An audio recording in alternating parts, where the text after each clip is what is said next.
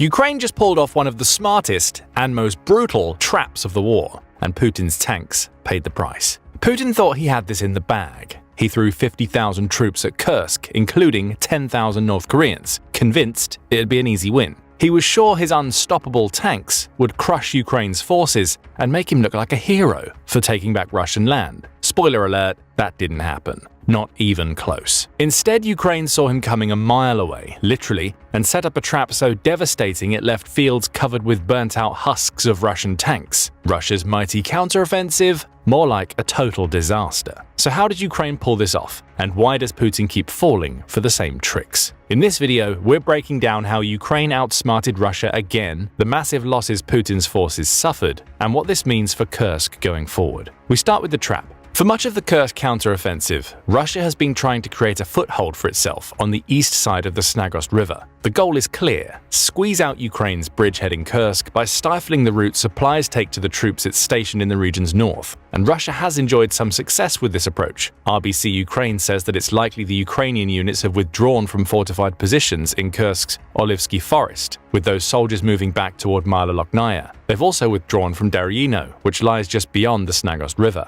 But Russia wanted more. Putin's forces intended to capture every settlement they possibly could along the river, essentially creating a buffer zone to prevent Ukraine's troops from moving supplies through the north of Kursk. So far, Russia has failed in these attempts. The Snagost River serves as a natural barrier against Russia's forces, which is why Ukraine chose to fortify around it. And on the other side of that river sit soldiers in elevated positions who are able to see Russia coming and pick off troops and mechanized divisions. So Russia has found itself almost stalemated around the Snagost River. Putin wisely decided to change his approach. Rather than throwing soldiers at Ukrainian fortifications around the river, he switched to dedicating most of his soldiers to breaking through the front lines from the north in Tolsty Lug. The goal remains the same: cut off the Ukrainian supply lines running through the north of the territory it's claimed in Kursk. However, taking Tolsty Lug also means that Russia can conduct even more direct attacks against the Novoivanovka region to Kursk's east. That's a key position for Ukraine. Putin tried to take the settlement at the beginning of the Kursk counteroffensive. Those early attempts failed. Ukraine managed to withstand 5 waves of Russian attacks, inflicting heavy casualties on Russia in the process. Estimates suggest that at least 300 Russian and North Korean troops were killed or wounded in the 5 assaults leading up to November 11th. Ukraine also managed to destroy at least 18 of the 29 pieces of heavy equipment Putin deployed in these offensives, offering a hint that Ukraine was well prepared to spring the trap that it sprung in early December. Back to the December movements. Putin knew that taking Tolsty Lug would allow him to conduct attacks on Novoivanovka from 2 fronts, stretching Ukraine's forces in the region. So the initial Russian attack began.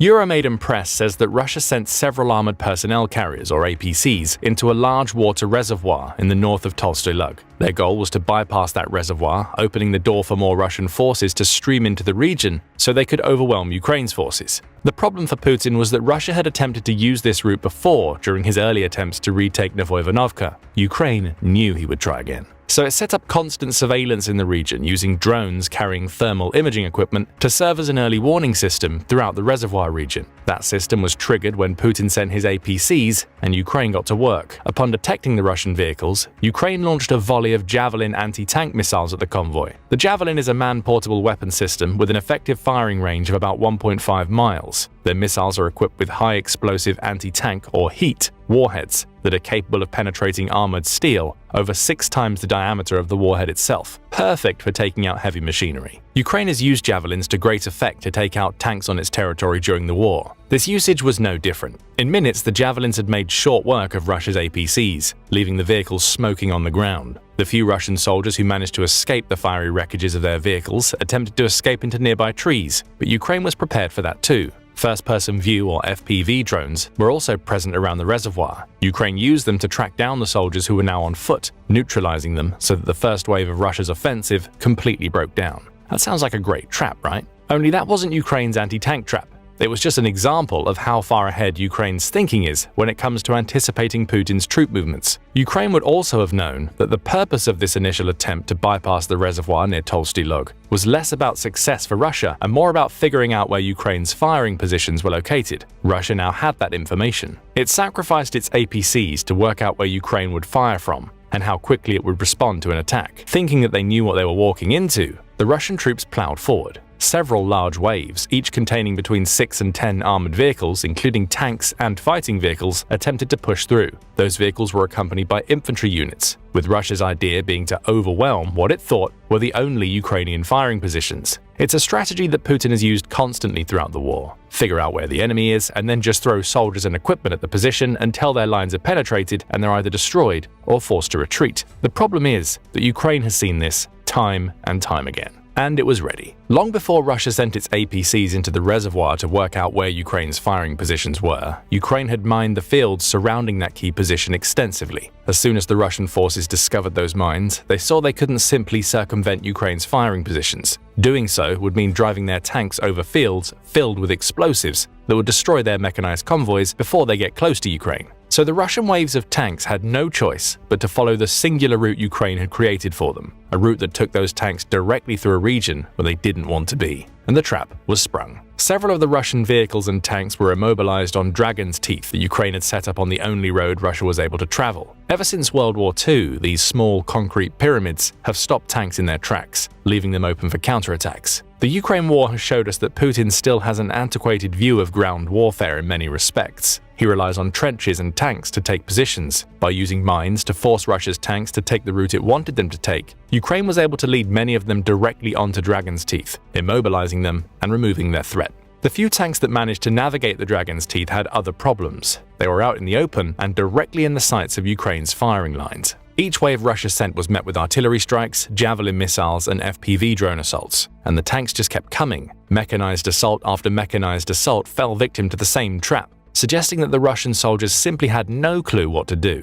Retreat wasn't an option. All the tanks could do was attempt to push forward, while troops from Ukraine's 225th Assault Battalion and 36th Marine Brigade pelted them with munitions. Images from the battlefield published on social media platforms show the extent of the damage. Entire fields are cluttered with the burnt-out shells of tanks and armored vehicles throughout Tolstoy Lug, Nizhny Klin, and Zeleny Shlyak. Some of the tanks were victims of Ukraine's cleverly placed mines. Russia thought it had outsmarted Ukraine by identifying its firing positions and attempting to circumvent them via the surrounding fields. Each tank that went up in flames following the explosion of a mine revealed that Ukraine knew exactly what Putin's forces were up to long before they even sent in the first APC wave. Other tanks lie immobile on Dragon's Teeth, not destroyed but still abandoned by their crews, and more fell victim to javelin and artillery fire, being turned into smoking husks while trapped in a firing line that Ukraine brilliantly tricked them into following. Euromaiden describes the scene as a graveyard of tanks and other armored vehicles. There can be no more accurate description. Putin's forces were humiliated in their attempt to bypass the reservoir near Tolstoy Lug.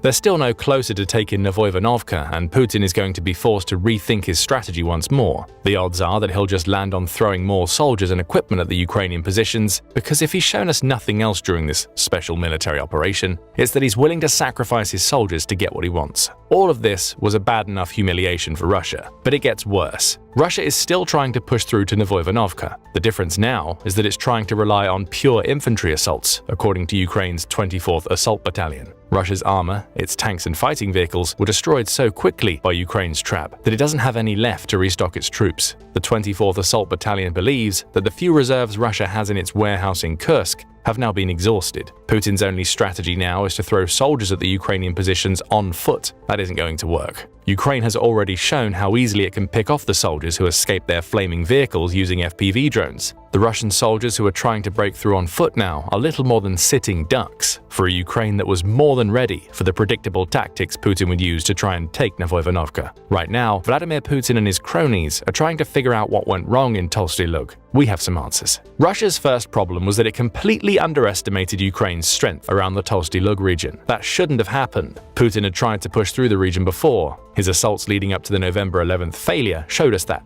And Ukraine had an inkling that he would try to do it again. That inkling led to Ukraine setting up its FPV drones to surveil the area, meaning it saw Russia's APCs coming, and with the APCs came the likelihood of waves of mechanized units to follow. For some reason, Putin seemed to think that he could try the same thing that had failed weeks before and achieve better results. He didn't seem to realize that Ukraine would use the weeks between November 11th and the beginning of December to further fortify its positions around Novoivanovka in preparation for another assault. Russia's approach has become too predictable, and that's been a problem for Putin for over a decade and a half at this point. As European Security and Defense points out, Putin has been making the same mistakes in Ukraine that he made during his ill-fated attempt to invade Georgia in 2008. That conflict, sometimes mockingly referred to as the 5-Day War because of its brevity, saw Russia attempt to invade Georgia with poorly trained conscripts who lacked the proper training for a ground offensive. It also exposed a raft of technical issues in Russia's military. Its communication systems were so antiquated that they were easy prey for Georgia's electronic warfare tactics. The country's equipment was also in poor repair,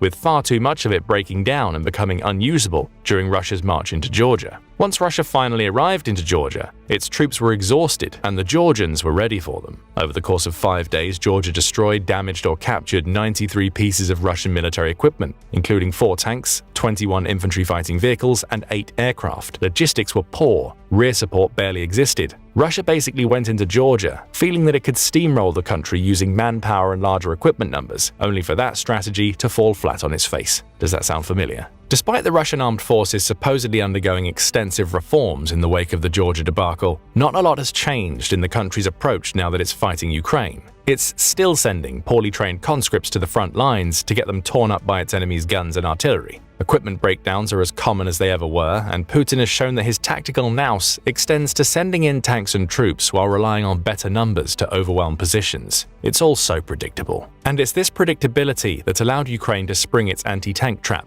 It knew exactly what Russia was going to try, because it had both tried it before and had consistently failed to evolve its tactics during nearly 3 years of war. The Tolstoy Lug tank trap is just one of many examples of Ukraine cleverly predicting what Russia will do next. But there are a lot of other reasons Russia lost. Ukraine's understanding of layered defense also played a massive role. Euromaiden says that Ukraine's use of layered defenses played a huge role in allowing it to successfully spring its trap against Russia. You've seen how this defensive strategy works in our recounting of the incident. The Javelins and FPV drones Ukraine used when Russia sent in its APCs acted as the first layer. The mines planted in the field were the second, with the Dragon's teeth lining the path that Ukraine forced Russia to take being the third. Then there was another layer, more drones and Javelins along with artillery. A December 2022 article published in the Defense Post highlights that this layered defense is nothing new for Ukraine. When tackling Russia's own drones, Ukraine relies on combining aircraft and drone patrols with ground-based anti-air missiles and small units of soldiers on the ground. You'll see plenty of parallels with its approach to the Russian tanks in Tolstoy Lug here. Ukraine doesn't rely on a single form of defense to block Russian advantages. It creates several, often using them in stages to force Russia to act in the way that Ukraine wants it to act. It's very intelligent defending. And the fact that Russia still doesn't seem to be able to figure it out tells us a lot about Putin's tactical ineptitude. As soon as the mechanized divisions trying to bypass the reservoir in Tolstoy Lug discovered the mines in the field, they should have known that Ukraine was leading them into a trap. A retreat and regrouping should have followed, with Russia coming up with an alternative way to assault Novoivanovka, even if that meant losing a few tanks to Javelin strikes during the escape. But no, Russia kept moving forward into the next layer and then the next, and then its tanks were decimated as a result. Putin's mistake here is that he just doesn't learn. Coupled with his failures to adapt his tactics, you get a 1-2 punch of strategic fragility that allowed Ukraine to set its trap. Then there's the equipment problem, another massive blunder on Russia's part. Russia's forces are now trying to break through to Novoivanovka on foot, telling us that something's gone wrong with the supply lines that are supposed to be feeding them the tanks and armored vehicles they need for the assaults. What's gone wrong is simple: Russia is running out of equipment. Forbes also reported on Ukraine setting up what it dubbed a road of death on the road moving past Zeleny Shlyak. It's the road that Russia attempted to take into Novoivanovka. Forbes reported on a video that shows at least 10 destroyed vehicles along the road, with the 225th Assault Battalion claiming that the fields are mined, the road is targeted by our artillery, and every movement is carefully monitored. Forbes reports that Putin is sticking to the same strategy of constantly attacking down the road near Zeleny Shlyak, and the tale the images from the Road of Death tell is of a Russia that's running out of equipment. During the initial assaults in October and into early November, Russia used BTR-82 infantry fighting vehicles. Apparently, soldiers on the front lines in Kursk received at least 40 of those vehicles. Fast forward to December, and those BTR-82s are running out. The new wreckages on the Road of Death appear to be BMP and BMD tracked fighting vehicles, a definite downgrade from the BTR-82, along with some armored tractors and Buran trucks. It won't be long before these weaker vehicles will disappear too, forcing Russia into relying on whatever makeshift mechanized units it can provide to its soldiers, assuming it sends any at all. Just a quick reminder, this is Russia fighting in its own country. It looks like Putin is either running out of armored vehicles inside Russia, or he's done such a bad job of setting up logistics that the vehicles Russia does have aren't getting to the soldiers who need them. Things are getting so bad for Russia that it's being forced to use trucks in place of tanks, and when those trucks run out, it's sending soldiers on foot. Between August 6th and November 26th, Russia lost 364 units of heavy equipment, ranging from tanks to trucks. With the Tolstoy Lug trap sprung, it's just lost dozens more of those vital pieces of equipment. So what does all of this mean for Ukraine's attempts to defend Kursk? On the one hand, Russia is enjoying some success. It's managed to take back about 40% of the territory Ukraine claimed during its initial incursion. Having 50,000 soldiers versus 20,000 is an advantage there. Putin's meat grinder tactics have worked to a point. But on the other hand, Tolstoy Lug shows us that Russia still hasn't figured out how to attack the most fortified positions Ukraine has in Kursk. Instead, it's just trying to batter them down with tanks and infantry, with both falling prey to Ukraine's layered defenses and superior tactics. Will Ukraine manage to repel Russia's counteroffensive? That remains to be seen, but what we can tell from this one incident is that Ukraine is outsmarting Russia every step of the way. If Russia manages to retake Kursk, it'll do so at the cost of tens of thousands of troops and hundreds of units of heavy equipment. A Pyrrhic victory, if there ever was one, for a nation that's already struggling with manpower and equipment problems. But what do you think about the trap that Ukraine sprung in Tolstoy Lug? Will Ukraine be able to keep using traps like these to keep Russia's soldiers at bay? Or is it only a matter of time before Putin has sacrificed enough troops and equipment to break down the Ukrainians' layered defenses? Perhaps the most famous image of the war in Ukraine was the stalled tank column outside of Kyiv that stretched for dozens of miles. It was a sign of Russian incompetence. Upon seeing that image, Western countries stepped up their aid, believing that Ukraine could actually win the war. They had long feared Russian armored columns. Russia once boasted what was considered the world's most formidable tank force, a reputation rooted in Soviet-era achievements. However, recent conflicts have exposed significant vulnerabilities and inefficiencies in their current strategies and capabilities. Despite its emphasis on tanks, though, Russia has lost a lot of them. Between February 24, 2022 and July 6, 2024, at least 3,197 Russian tanks became casualties. Of these, 2,153 were destroyed, a destruction rate of almost 68%. 355 other tanks were abandoned and 952 were captured. Only 158 were damaged, so Russia can expect to see over 13 times as many tanks totaled as it can expect to salvage after a firefight. These losses are likely understated. The depletion of so many tanks raises an interesting question. How many of them can Russia afford to lose, and why do the losses remain so high? In this video, we'll look at why Russia is actually at risk of running out of tanks and how this will affect its war effort. For now, Russian industry looks like it's keeping up with demand, emphasis on the word looks. Despite optimistic claims from the UK Ministry of Defence and Russian officials about producing 100 main battle tanks per month, these figures are increasingly questionable. Western sanctions and reliance on outdated technology significantly hinder Russia's actual production capabilities. Sergei Chemezov, head of the important Rostec arms-producing corporation, said that Russia had increased its tank production sevenfold in 2023. Viktor Murakovsky, a military analyst of some clout in Russia, claimed that his country's industry supplied 2,100 tanks to the military in 2023. Former President Dmitry Medvedev and current chairman of the Security Council of Russia, the body responsible for national security and strategic affairs, claimed that the country's industrial base could produce 1,500 main battle tanks per year. However, there were a lot of asterisks beneath these numbers. 840 of the vehicles supposedly manufactured were really just taken from storage and counted as new productions. Some of these were T-72 and T-80 type tanks. However, many of them were the archaic T-62 and T-54-55 tanks that had long been retired before the current conflict. Satellite images of Russian storage sites, including some in remote Siberia, show steady removal of the archaic tanks over the course of the war at a rate of dozens per month. These are given some updates and then sent to the front where they can't be expected to survive long. Experts at the Swedish Defence Research Agency were far less optimistic than the Russians and even the UK's Defence Ministry. They estimated that Russian industry was only capable of producing a much more modest 520 new tanks per year. 124 of these were T-90 variants, 80 were T-80 BVM tanks, and 140 were T-72 variants.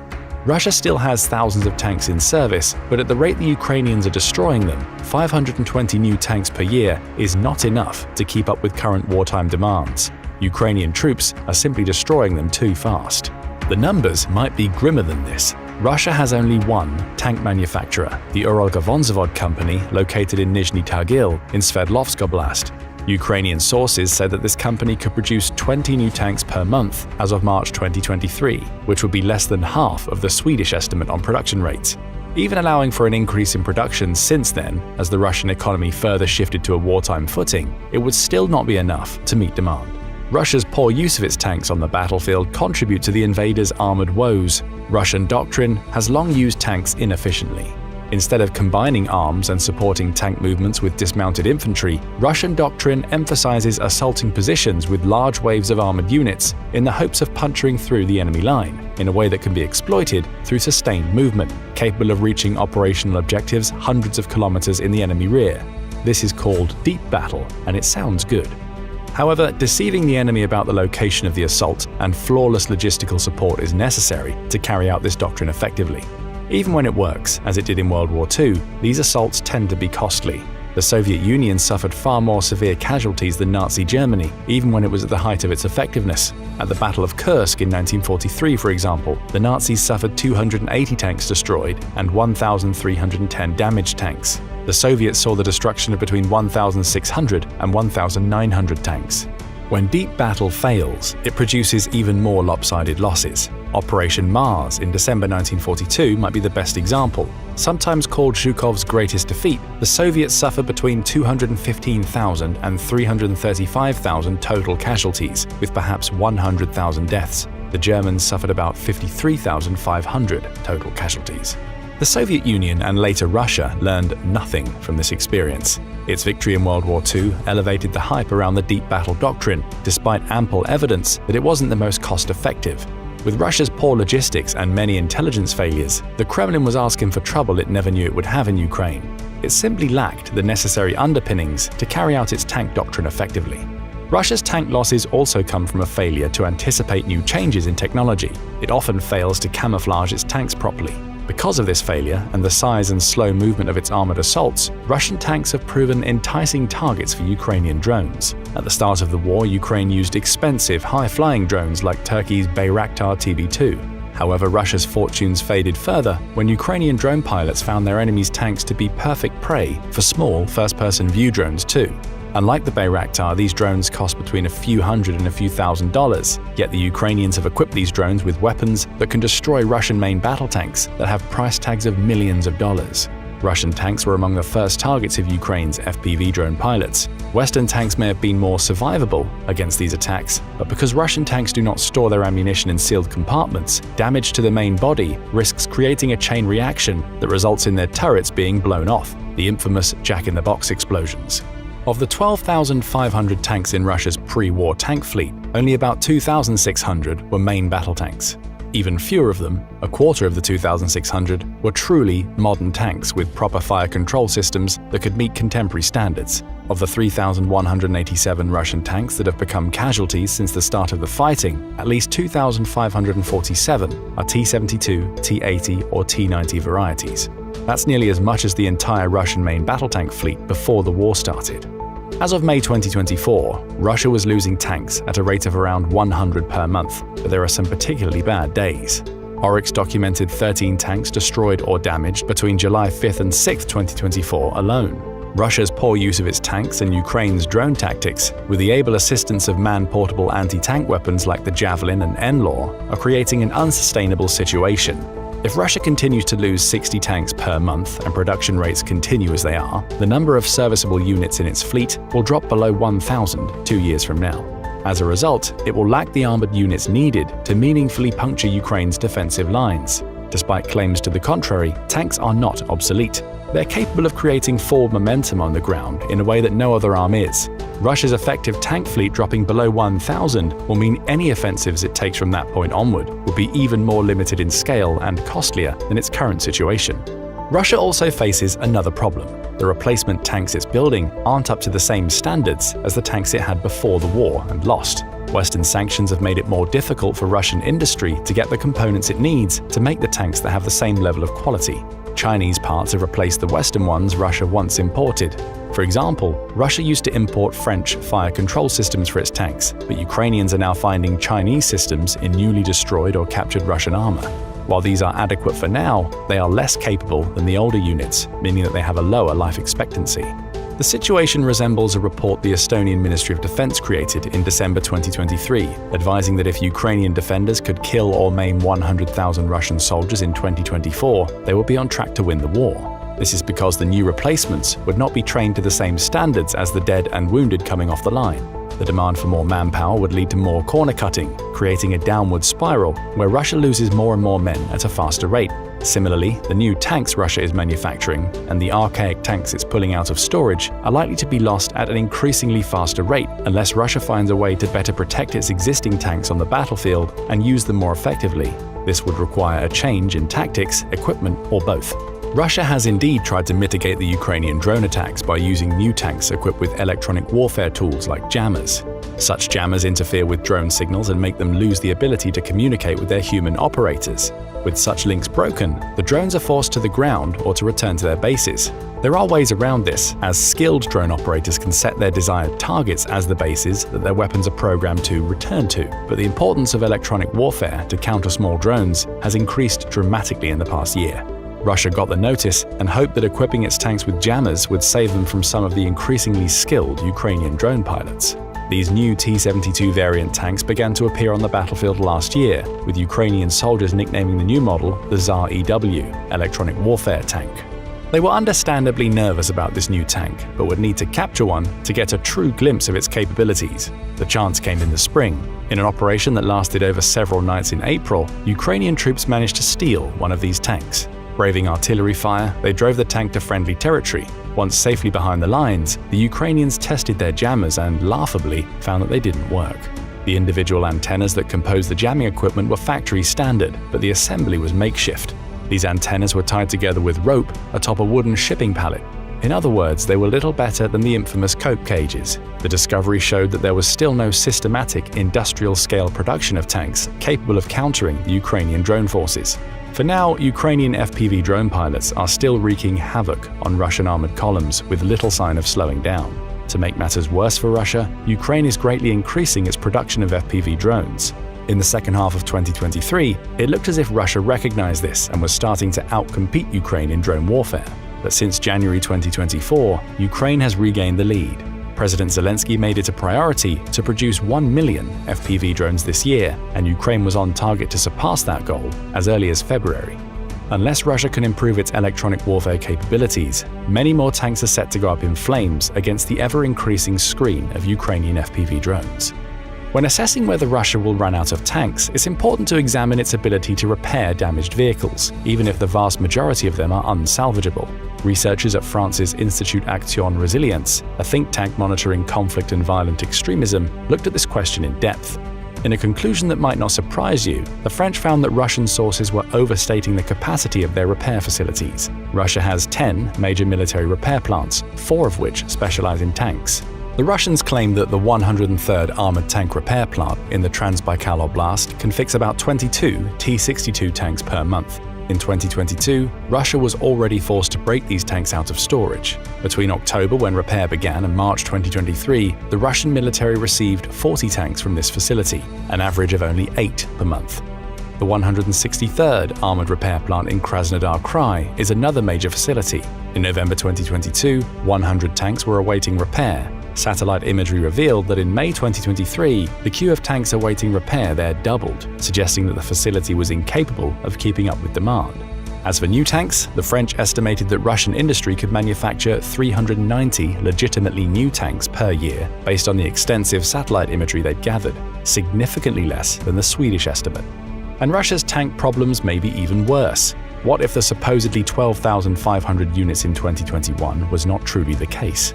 In May 2024, Institut Action Résilience used satellite imagery from April to September 2021 to conduct a tank census.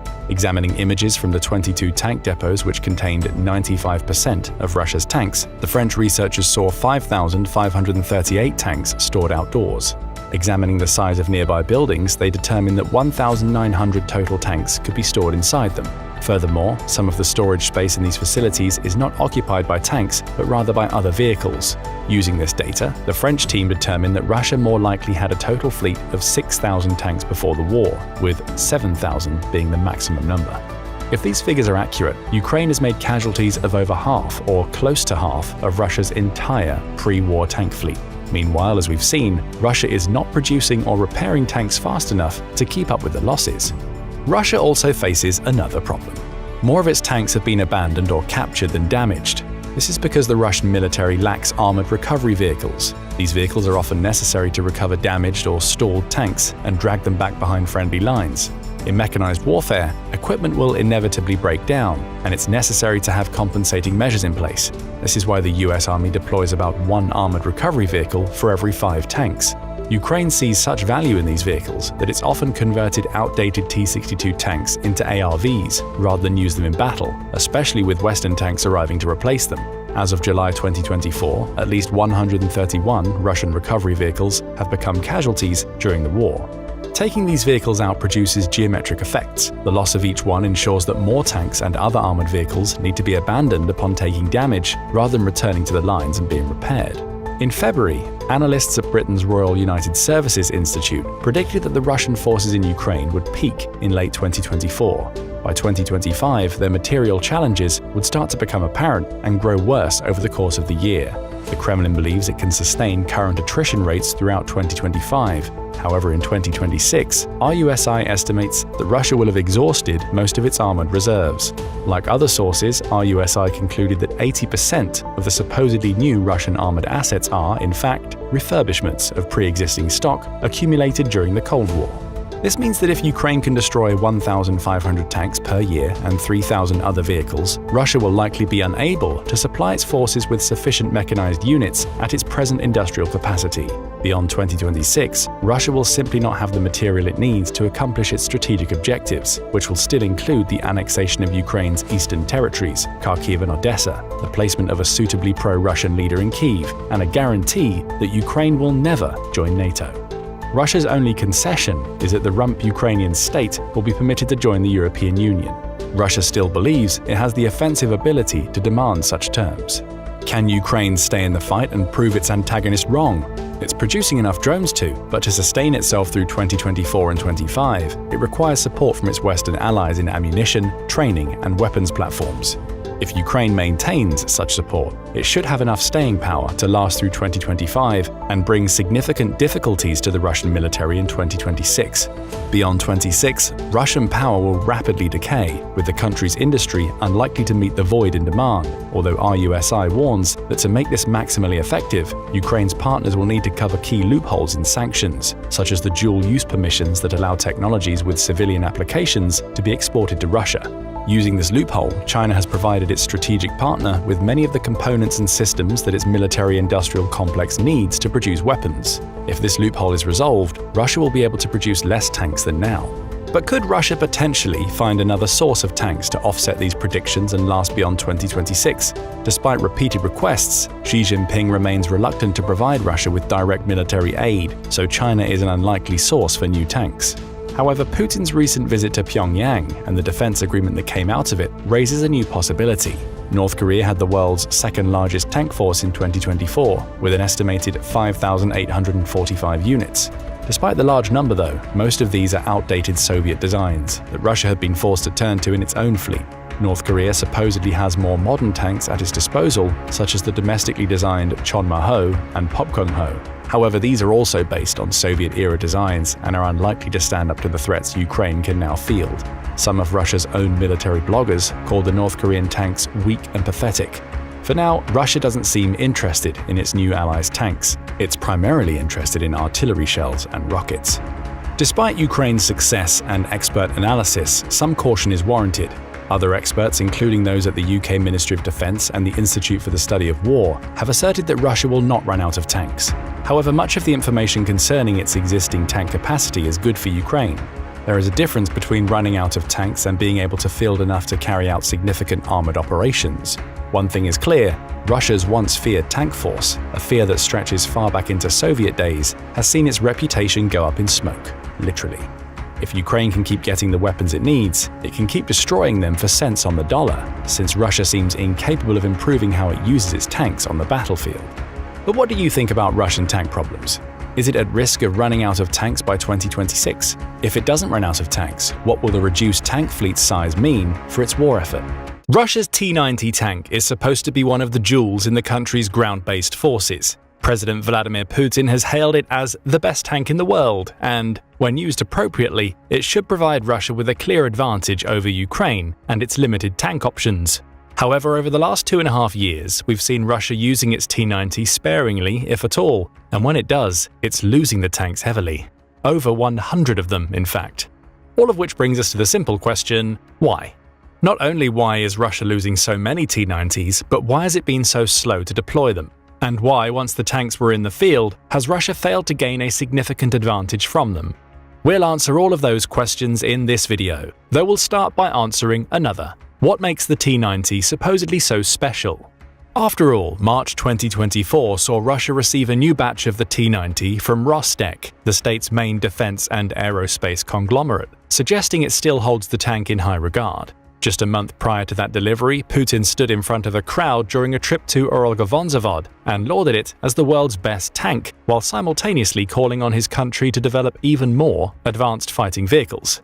A mixed message suggesting that Russia sees weakness in its flagship tank, though Putin attempted to convey confidence during the statement. T-90 is the best tank in the world without any exaggeration, he told onlookers. Our tank men and the adversary recognize it as the best in the world. Perhaps Putin has a point. Entered into service in 1992, the T-90 main battle tank, or MBT, was designed and built by Ourogovonzavod, the company to which Putin gave his speech, and is crewed by 3 people. The tank is a behemoth measuring 31.2 feet long and 12.4 feet high, meaning it towers over any soldiers who are unfortunate enough to come across it on the battlefield.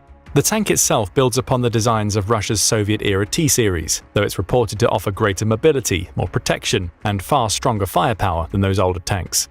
Speaking of firepower, the T-90 has a single 125mm 2A46M smoothbore gun, which is fitted with a thermal sleeve and stabilized on the tank using a pair of axes.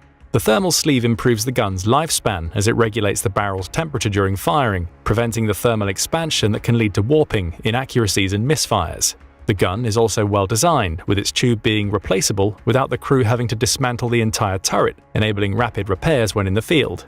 Add versatility into the mix. The 2A46M can fire high-explosive fragmentation, armor-piercing, discarding sabot, and high-explosive anti-tank rounds, and you get a gun that can be adapted to confront almost any situation the T-90 faces on the ground. Then there's the 9M11 Reflex anti-tank guided missile system built into the T-90.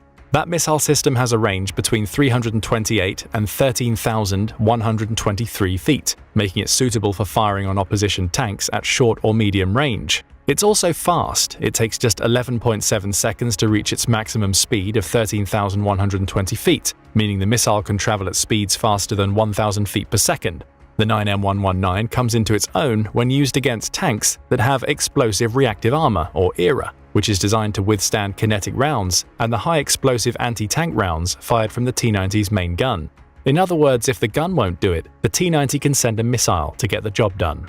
Each missile weighs 51.5 pounds, with the missile system even capable of targeting low-flying and relatively slow-moving aerial targets such as helicopters. The hollow charge warhead is extremely damaging, with the missile also being loaded with a laser beam riding guidance system to help it reach its target.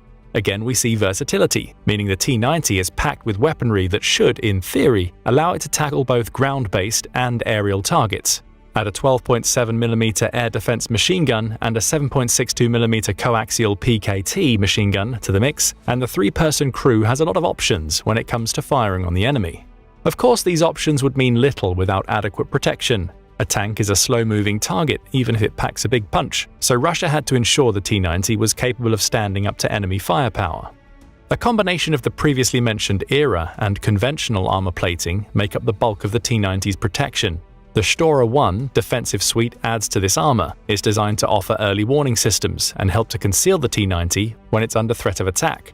Features of this suite include a laser warning system that uses 4 receivers to inform the crew of incoming threats, An infrared jammer can help to disrupt weaponry that's on course to strike the T-90s, and the Stora-1 even has a grenade discharging system. Rather than being used to attack the enemy, that system generates an aerosol screen intended to shield the T-90 from vision. All of this is controlled with a computerized system. On the maneuverability front, the T-90 comes with an 840 horsepower 4-stroke V12 piston engine fueled by a combination of diesel and either benzene or kerosene. It carries several fuel tanks, which are armor-plated and combined to hold up to 351 gallons of fuel. But perhaps the most interesting feature is its snorkel system. Designed for deep riding, the system can be activated within 20 minutes and allows the tank to ford 16.4 feet of water as long as it's loaded with the appropriate equipment. So the T-90, when looking at its specifications alone, is an impressive piece of equipment. Several other countries certainly seem to think so. The Indian Army started ordering T-90s from Russia in 2004, rechristening the tank as the Bhishma in the process. According to Army Technology, India has purchased 300 T-90s from Russia and currently operates 1,100 of the tanks, with the rest having been built internally using parts provided by the Russian military. Algeria is also a regular buyer of the tank, as shown by a March 2006 order for 180 of them. Uganda has at least 44 T-90s, with Saudi Arabia also buying 150 of the tanks in September 2009. This base T-90 model has gone through numerous upgrades in the years since its introduction, culminating in the T-90M model 2017, also known as the Proyev 3. It's this upgraded version that Putin believes is the best tank in the world. Designed in the wake of Russia's counter-terrorism operations in Syria in the 2010s, the T-90M has a more powerful engine than the T-90, upgraded to 1,130 horsepower compared to the standard version's 840, and is equipped with the PNM Sosna U gun-of-view system. This gives the T-90M all-weather capabilities, while improving its targeting tracking. Upgraded era and a new steering wheel have been built into the latest variant of the T-90, as has a removable turret bustle, allowing the tank to store 8 additional rounds. The T-90M is also faster than the base model, as it's capable of reaching speeds of up to 37.2 miles per hour, and it can cruise for up to 341.7 miles. Beyond that, the T-90M uses the same weapon systems as those built into the base T-90. Regardless of the variant used, Russia has a tank that it should not only be able to use to strengthen its army, but is desirable enough that other countries are willing to spend hundreds of millions of dollars to get their hands on it. No wonder Putin claims it to be the best tank in the world. But there's a problem. For as powerful as the T-90 and T-90M appear to be on paper, it's proven somewhat ineffectual in the war in Ukraine. So ineffectual, in fact, that Russia has lost far more of them than it could have ever anticipated. On July 16, 2024, Newsweek reported that the T-90M tank losses had reached a grim milestone. It was on this date that those losses hit the 3-figure region, with Newsweek quoting the open-source war track Oryx as claiming that Russia has lost 100 of its T-90Ms since the beginning of the Ukraine war. However, that 100 number may be a misnomer.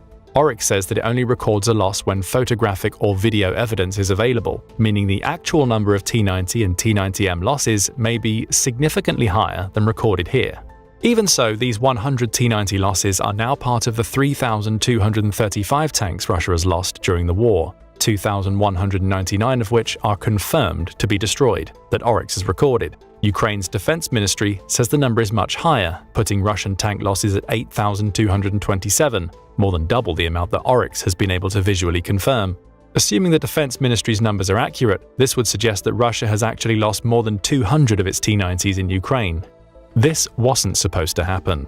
Speaking to the Kyiv Independent, Martin J. Doherty, the author of Aircraft, Tanks and Artillery of the Ukraine War, points out that the T-90 is a combination of the best parts of the T-72 and the T-80. The former's proven chassis combined with the advanced weapon systems built into the T-80 to create a tank that should be more than capable of handling operations in Ukraine. This should have been a winning combination, Doughty says, and until the invasion of Ukraine, the overall impression was positive.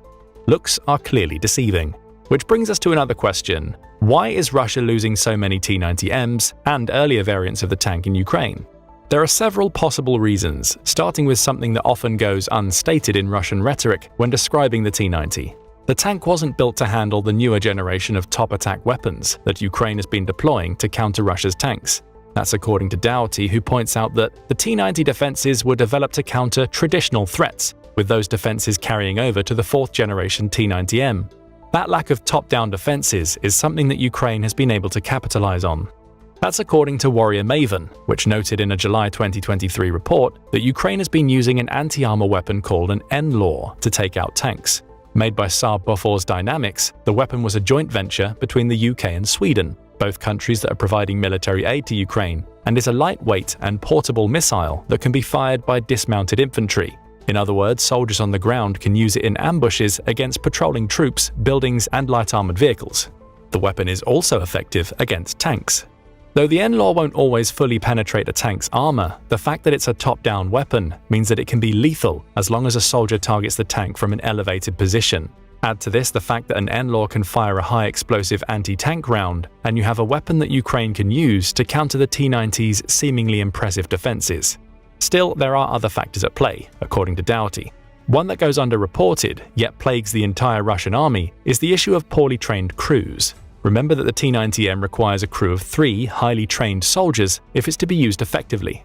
However, several encounters between Russian and Ukrainian forces have shown the Russians to be tactically inept. For instance, February 2023 saw Russia attempt to take the town of Volodar, which sits about 93 miles southwest of Bakhmut. That offensive resulted in Russian soldiers fleeing, leaving behind over 30 armored vehicles. Reporting on the incident, the Institute for the Study of War says that footage of Russia's assault demonstrated highly dysfunctional tactics, suggesting that the personnel deployed were not only poorly trained, but were operating under poor command. Russia has been attempted to overcome these training issues by simply throwing more soldiers at its assaults. The tactic has worked on several occasions, but it also means that Russia absorbs massive losses, both in people and equipment, in the process. The T-90M is increasingly becoming a victim of that approach. As Doughty points out, losses can also be attributed to mishandling by inept commanders. So some of the T-90M losses can be put down to Ukraine countering them with weapons for which the tank's defenses weren't designed. Others are a result of tactical ineptness. Commanders aren't using the tanks correctly, and at least some are likely being crewed by soldiers who have inadequate training. But there are other reasons why T-90M losses are increasing, one of which is extremely logical. It's sending more of the tanks into the battlefield. Writing for Forbes in October 2023, military expert David Axe points out that Russia's heavy T-90M losses may not be the good news it appears to be for Ukraine. Instead, he argues, it's a sign that Russia has been increasing the numbers of its flagship tanks in Ukraine, suggesting that its production is increasing to the point where it believes it's able to replenish the tanks quickly. In other words, Russia is willing to risk its T-90s because it has more in reserve than it did at the beginning of the war. Axe argues that the tank's manufacturers, Orel-Vagonzavod, have had time to manufacture several hundred more T-90 variants since the Ukraine war began, and he uses increased losses as evidence. Look closely, says Axe, as he points out that Russia's losses of its Soviet-era T-62s peaked in October 2022. That was followed by a peak in losses of its T-80s in June 2023, followed by the peak we're now seeing in T-90 losses. The argument is that Russia relied so heavily on its older tanks during the early stages of the war to give itself more time to manufacture the more dangerous T-90. Now it has sufficient numbers, it's deploying more of its modern tanks, which means it'll naturally lose more of those tanks. Is that really the case? Axe says it all depends on how many T-90Ms Russia is producing, with numbers varying depending on the source. For instance, Bulgarian military reported in January 2024 that Russia is taking delivery of 130 T-90M tanks annually as of the end of 2023. That would suggest production is approximately matching the number of T-90M losses in Ukraine, as reported by Oryx. However, the outlet also notes that this is the same as the number of T-90Ms being produced before the war, and that it's possible that Russia is actually making fewer than 130. The International Institute for Strategic Studies, or IISS, digs deeper. In June 2024, the IISS published an article in which it outlined quarterly deliveries of the T-90M to Russia. It suggests that at least 13 batches of the tanks have been built since February 2022, with each of those batches containing between 11 and 15 tanks. All told, this would amount to at least 231 T-90Ms having been built between April 2020 and May 2024, up to a potential maximum of 267 during the period. How does that stack up to the 130 per year estimate? Looking at IISS's 2023 figures, we can see Russia took delivery of at least 11 T-90Ms in January. A further 11 arrived in May, with 2 more deliveries of 11 each in July and October. December saw 2 deliveries, one of around 15 and another assumed to be 11 tanks. That adds up to 70 tanks, 50 fewer than the 130 per year Russia was making before the war. However, there's a caveat here. Russia's pre-war T-90M production likely factored in tanks being made for sale to other countries. Given that Russia is selling less of its weapons with the war ongoing, it may have scaled back T-90M production to save money while still building enough of the tanks to match pre-war stock that it was keeping for itself. The IISS also points out that many of the T-90Ms entering Ukraine could be upgraded versions of T-90As. Upgrading those old models would cut production times, though it also comes with the issue of dwindling stocks. Russia may have as few as 50 T-90As in storage as of late 2023, with a further 100 in active service by early 2024. So what does all of this mean for Russia and its T-90M losses in Ukraine? It's clear that Russia is building more of the tanks, even if the rate at which it's doing so is disputed. As David Axe points out, it's already burned through much of its stock of the older T-62 and T-80 tanks, meaning it has fewer of them available to deploy. All of this means that more T-90Ms are heading into Ukraine, which, when considering Ukraine has NLAWs to counter them, and the crews of those T-90Ms are possibly poorly trained, would naturally lead to a spike in T-90M losses for Russia. A logical conclusion. However, it also can't escape notice that Ukraine has been coming up with increasingly novel ways to destroy the supposed best tank in the world. We've already covered NLAWs and how they give Ukraine top-down attack capabilities that can overwhelm a T-90's defenses. But in the absence of NLAWs, Ukraine has shown that Russia's flagship tank has a surprising array of vulnerabilities that allow it to be taken out by less conventional means. For instance, there's at least one recorded instance of Ukraine defeating a T-90M with armored vehicles. In January 2024, Forbes reported on drone footage captured in Stepova, which is just outside Avdiivka. The town has been a key location since the beginning of the war, with Russia finally managing to take it in February 2024. But at the time the footage was shot, fighting was still ongoing and intense. The footage shows a pair of M2 Bradley infantry fighting vehicles circling a T-90M tank. The vehicles, which weigh about 30 tons each, should have been no match for the tank and its superior weapon systems. However, the M2s were doing well. One, acting as a decoy, rattled off a few rounds from its 25mm automatic cannon before speeding away from the tank, as the second came to within feet of the T-90M to open fire with its own 25mm armor-piercing rounds. The tag team was doing well until a near disaster struck. The M2s ran out of armor-piercing rounds. That should have made them easy pickings for the T-90M, which had withstood the initial onslaught well. However, the crews of the M2s wouldn't give up. Both switched to high-explosive rounds. While that sounds like a better alternative, the high-explosive rounds are less powerful than the armor-piercing ones, or at least in the context of trying to pierce a tank's armor. Worse yet, the M2's armor-piercing rounds hadn't lived up to their name. The T-90M's reactive armor had repelled them long before they reached the several inches of composite-base armor lying underneath. Then, an idea. One of the M2 crew members, who gave his name as Serhiy to Forbes, decided to change his target. Rather than penetrating the T-90M's armor, he would hit its optics. "I started blinding him so he couldn't leave," he claimed afterward. What followed was the T-90M taking a battering from explosive autocannon rounds, which triggered its explosive reactive armor to the point where the armor itself destroyed the tank's optics. The turret went into an uncontrollable spin, and the tank rolled away, hitting a tree before the three-person crew bailed.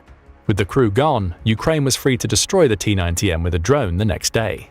This incredible footage showcases two of the issues we've touched on already in the video. First, the T-90M's defenses aren't as impressive as they first appear, especially when stacked up against unexpected tactics and weaponry.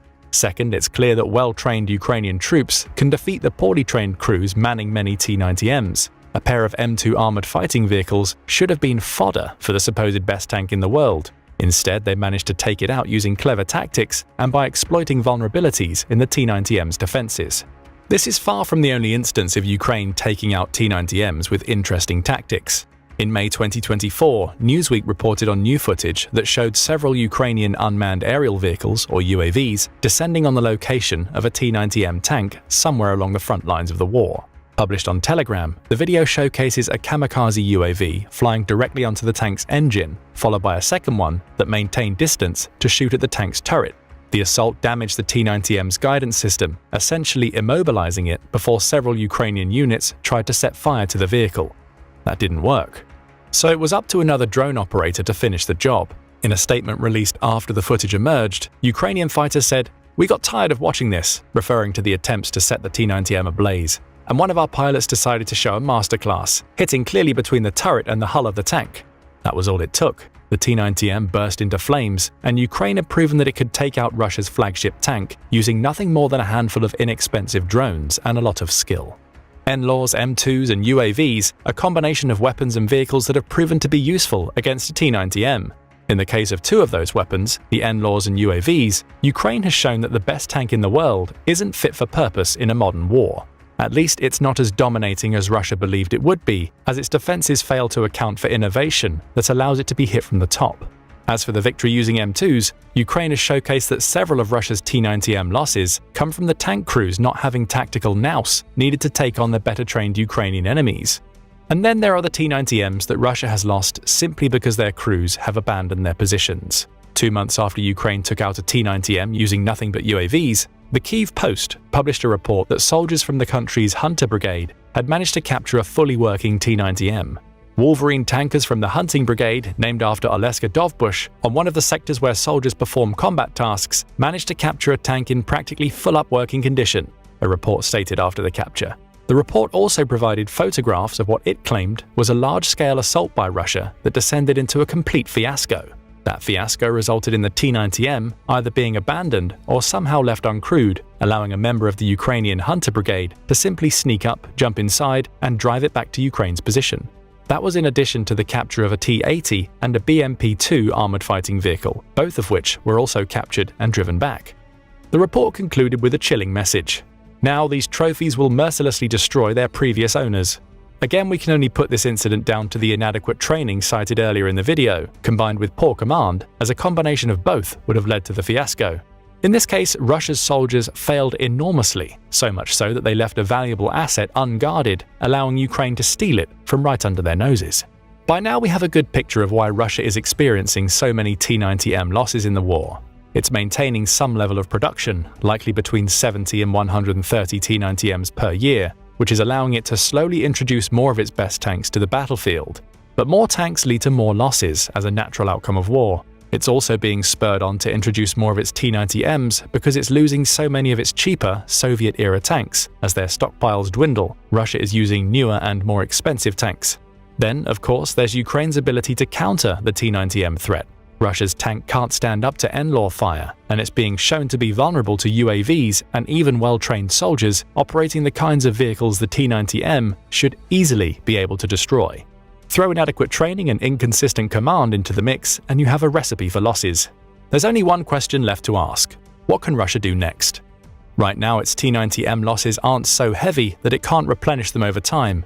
However, it's also manufacturing new tanks in such limited quantities that the T-90M will only ever see a limited role in Ukraine. Still, it also has an even newer tank that it claims is even better than the T-90M, the T-14. So why haven't we heard much about this tank's exploits in Ukraine? The answer is simple. In April 2023, Reuters reported on the debut of this new tank in Ukraine. However, we've heard little about it since because Russia is using it in an extremely limited capacity. Production of the tank, which has an unmanned turret operated by a crew in an isolated and armored chamber within the tank's hull, is likely less than 50 per year, according to the British military. As for its usage, it appears the T-14 is being kept behind the front lines, from where it occasionally fires on Ukrainian positions. It's not front and center in the war in the same way the T-90 is. The reason for that is twofold. First, it's an extremely expensive tank, with Newsweek reporting that production is so slow simply because Russia doesn't have the money to make more. Add to that some concerns on Russia's part. It's already seen Ukraine destroy more than 100 of its T-90Ms, with more likely to come, which has exposed the tank as being weaker than it was believed to be. Perhaps the T-14 has similar vulnerabilities, resulting in it being kept out of the battle, so Russia can claim it's the world's most advanced tank without having to prove it. Whatever the case may be, the T-14 is a non-factor at the time of writing this video, while the T-90M is proven to be less effective than Russia hoped. Ukrainian innovation, ingenuity, and tactical superiority have shown that it doesn't matter if you have the best tank in the world if your crews can't operate it and the tank is vulnerable to weapons it was never designed to combat. What do you think about the saga of the T-90M? Has Ukraine exposed it by finding so many novel ways to take it out? Or is the T-90M's failure in Ukraine due to Russia's poor tactics and lack of training? Russia recently lost the biggest tank battle of the entire war in Ukraine. Could it mean the beginning of Putin's defeat? This bloody battle over the small coal mining town of Vuhledar was part of the still ongoing struggle over the larger Donbass region. Vuhledar lies about 40 miles southeast of the city of Donetsk, near the pre-invasion line which divided Ukraine from the self-declared Donetsk People's Republic. And since the start of the year, Vuhledar has become a killing field for Russian armor, with the largest tank battle of the entire war taking place there over the span of 3 weeks. In that time alone, Russia lost over 130 tanks and armored vehicles, forcing Putin to rely on mass infantry assaults to try and retake the position. This was a serious blow, especially since tank warfare has been heavily mythologized in Russia since World War II and has also become symbolic of the broader conflict in Ukraine. And the Battle of Vuhledar showed yet again that the Russian military has some massive issues that won't be fixed anytime soon. Vuhledar. Even the name itself has got a kind of Lord of the Rings dark and creepy ring to it, and with good reason. Here's why. While Vuhledar has been the site of small clashes and shelling since the start of the invasion, the main battle for the town began on January 24, 2023. That night, Russia began launching assaults on Ukrainian positions, which would quickly turn into a devastating 3-week siege demonstrating Russian failures. At that point, Ukraine was still waiting for sophisticated Western tanks, like the US Abrams and German Leopard 2, to arrive. Russia's replacement armor showed up earlier, but during its first deployment in Vuhledar, it got absolutely decimated. Without superior firepower this time round, Ukrainians were forced to rely once again on strategy and tactics. Much of the 3 weeks took on the same pattern: pitched tank battles along dirt roads and tree lines, with Russians trying to thrust forward in columns and Ukrainians firing on them from hidden defensive positions. If this sounds familiar, it might be because Russia took the same terrible approach when trying to take Kyiv last year, costing them hundreds of tanks. Clearly, Russian commanders didn't learn much from that catastrophe and made exactly the same mistake this time around, advancing their unprotected tank columns into ambushes. So how did this latest embarrassment for Putin play out? Because the terrain around Vuhledar is hard to defend, consisting mostly of flat, open plains and light woods, it is hardly ideal for stopping a major assault. But Ukrainians used the terrain to their advantage and applied doctrines of combined arms warfare, which Russian war planners clearly haven't picked up on. The key to Ukraine's victory in the Battle of Vuhledar was in forcing Russia to fight on their terms. This meant limiting the battlefield and forcing Russian troops to attack where Ukraine wanted them to. To do so, the Ukrainian military placed hundreds of tanks and anti-personnel mines in the fields outside of Vuhledar. Due to the flat landscape and lack of cover, any Russian minesweepers were immediately targeted with artillery fire. But Ukrainian troops didn't just put mines everywhere. Instead, they left clear corridors between the minefields, only large enough for 2 or 3 Russian tanks at a time to roll through. If the tanks moved at all from the cleared path, they risked having their treads blown off, leaving them totally exposed to artillery strikes. But rather than try an alternate approach to get around the mines, Russian commanders made one of the most basic mistakes in all of warfare, attacking exactly where their enemy wanted them to. When Russian commanders ordered their tanks into battle along these unmined paths outside Vuhledar, it left them incredibly vulnerable to the same ambushes Ukrainians have employed since the start of the invasion. Hiding in covered positions near the tank columns, Ukrainian hunter-killer teams set up anti-tank missiles on both sides of the kill zone. Without triggering the anti-tank mines, these teams were able to cross the minefields and dig themselves into strategic positions, often hiding in bushes or abandoned buildings. From there they could fire and retreat with little fear of being hit by tank fire. The main tools Ukraine employed for this stage of the ambush were the domestically produced Stugna P and the American-made Javelin, both deadly anti-tank missiles or ATGMs. Sometimes called the Skiff, the Stugna P is a less advanced system, but can still pack a serious punch against unlucky tanks. The Stugna is somewhat clunky, weighing about 60 pounds, and relies on manual guidance, requiring its operator to maintain line of sight on the target while the missile is still in flight. But even with these limitations, the Stugna has shown it can be deadly, with a range of up to 3 miles and tandem high-explosive anti-tank or high-explosive fragmentary warheads capable of penetrating modern composite tank armor. The Javelin has proven to be even more successful at obliterating Russian tanks. Manufactured by American defense giants Raytheon and Lockheed Martin, The Javelin has an effective range of more than 8,000 feet and employs a fire-and-forget targeting system, allowing its operator to flee to safety after firing. Once in flight, the Javelin's missile locks onto the infrared signature of its target and flies in one of two flight modes, top attack or direct attack. While its direct attack mode is similar to the Stugna, the Javelin's top attack mode has proven to be the most deadly against Russian tanks. In this configuration, the missile travels in a high arc, coming down on the top of the least protected section of the tank, just above its barrel. Like the Stugna, the Javelin also features a tandem warhead charge, using a smaller initial blast to penetrate hundreds of millimeters of armor, while the second charge creates a cone of superplastically deformed metal, which can shred the inside of a tank like paper. Both of these ATGM systems were put to good use outside of Vuhledar. Among these responsible was Lieutenant Vladislav Bayek, the deputy commander of Ukraine's 1st Mechanized Battalion of the 72nd Brigade, which inflicted much of the damage on Russian armor. Working out of a bunker in Vuhledar, Lieutenant Bayek used a drone to spot the first column of 15 Russian tanks and armored personnel vehicles. "We were ready," he said. "We knew something like this would happen." The Russian officers, meanwhile, clearly did not.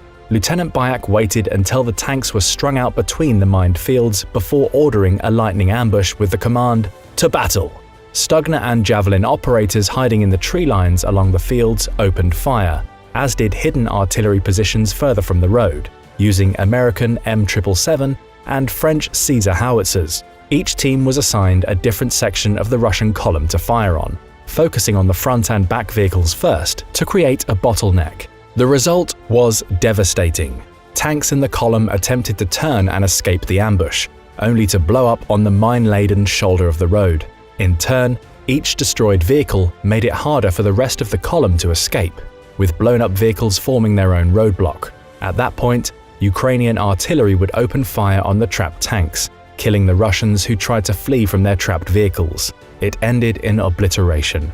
For 3 weeks this pattern repeated itself, with Russia losing more and more tanks and, incredibly, refusing to change tactics. At one point, Russian tanks became so stuck that Ukrainians were even able to call in a strike by a HIMARS rocket system, usually only effective against stationary targets like ammunition depots.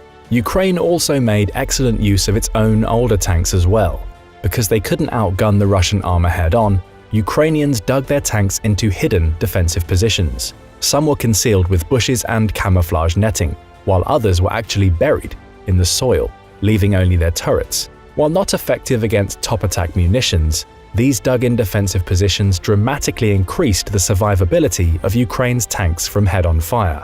And because Ukrainians knew exactly where the Russian tank columns would advance, they were able to range the entire approach for their hidden tanks and artillery. This allowed them to make strikes onto predetermined firing points with high levels of accuracy and not waste their limited ammunition. During each ambush, Ukrainian tank crews also used a range of extremely clever tactics to problem solve and avoid having their positions detected. The tanks couldn't wait with their engines turned on without giving themselves away through thermal signature or engine noise, but needed to stay warm to be quickly fired up for combat. So Ukrainians placed kerosene-burning heaters next to their engines to keep the tanks ready to go on a moment's notice. Similarly, their hidden positions meant that many Ukrainian tank crews did not have a line of sight to their targets, so they improvised by using drone operators to sight in their attacks. This also added an extra level of confusion for the already bewildered Russian forces, as their front lines were pummeled with unseen tank fire. Their own tanks couldn't locate where to return fire, leaving them essentially blind and helpless. If the Russian columns managed to escape the mines, ATGMs, artillery, and hidden tank positions, Ukraine just used drones to shift their firing positions to fleeing troops and vehicles. And for any tanks that actually managed to retreat back through the kill zone, Ukraine had yet another deadly surprise waiting.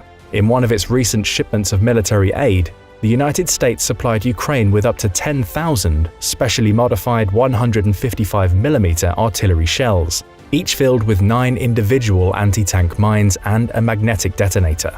Known as Remote Anti-Armor Mine Systems, or RAMs, these terrifying weapons were used to mop up any surviving Russian tanks. When a fleeing column would exit the rear of the kill zone, another group of hidden Ukrainian gunners opened fire on their rear, once again trapping them with a rain of anti-tank mines. By employing this strategy again and again against Russians who refused to try other approaches, you can see how Ukrainian defenders destroyed over 100 tanks and armored vehicles in a matter of weeks around Vuhledar.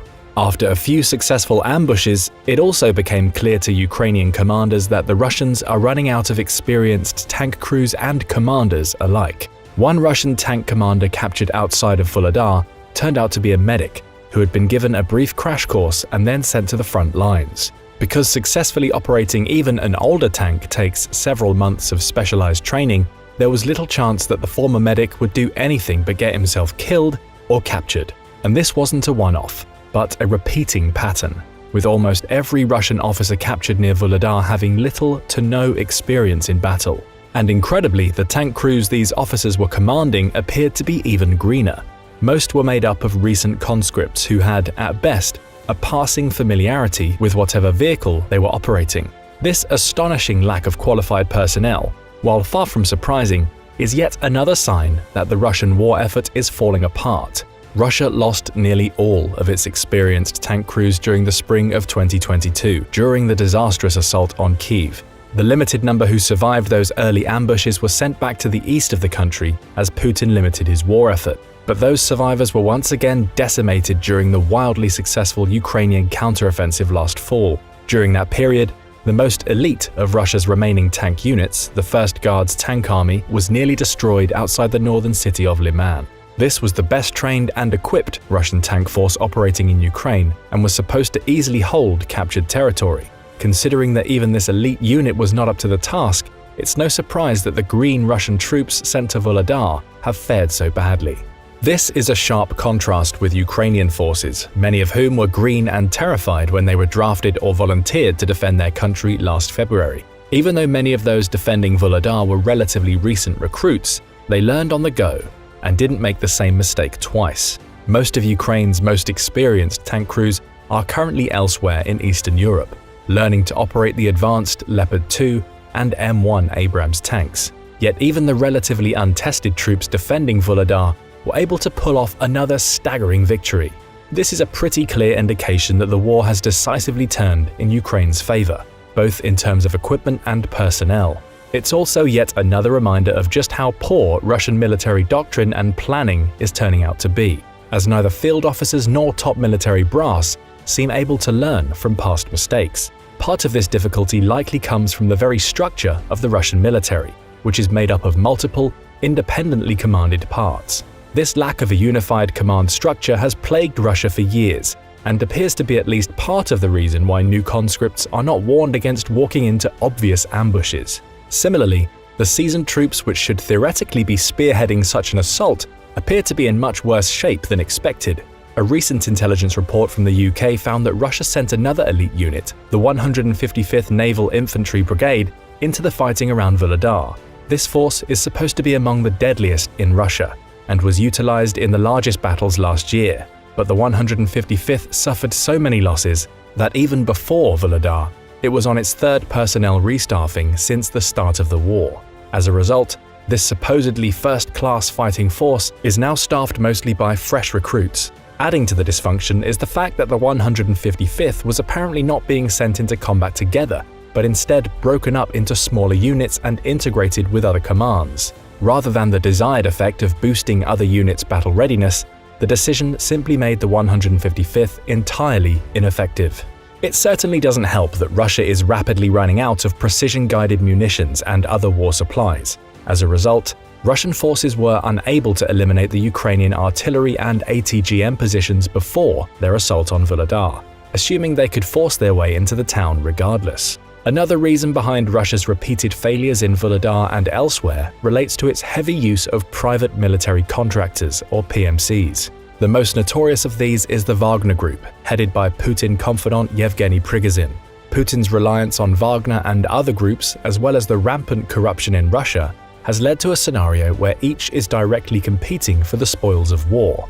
Vuhledar is near two massive coal mines, one of the main reasons why Russia has spent so much time and blood trying to take the town. But since its resources would only likely be given to one PMC, there is a strong incentive to fight over spoils. So at Vuhledar, the official Russian military, the Wagner Group, and the Patriot PMC, controlled directly by Defense Minister Sergei Shoigu, have all been competing to make the town their own. As a consequence, none of these groups shared information over the potential ambushes, each hoping that the other would take most of the casualties, leaving them free to take over and plunder the town. Controlling the near 70 million tons of coal underneath Vuhledar would make either Prigozhin or Shoigu far wealthier than they currently are, giving them $1 billion reason not to cooperate.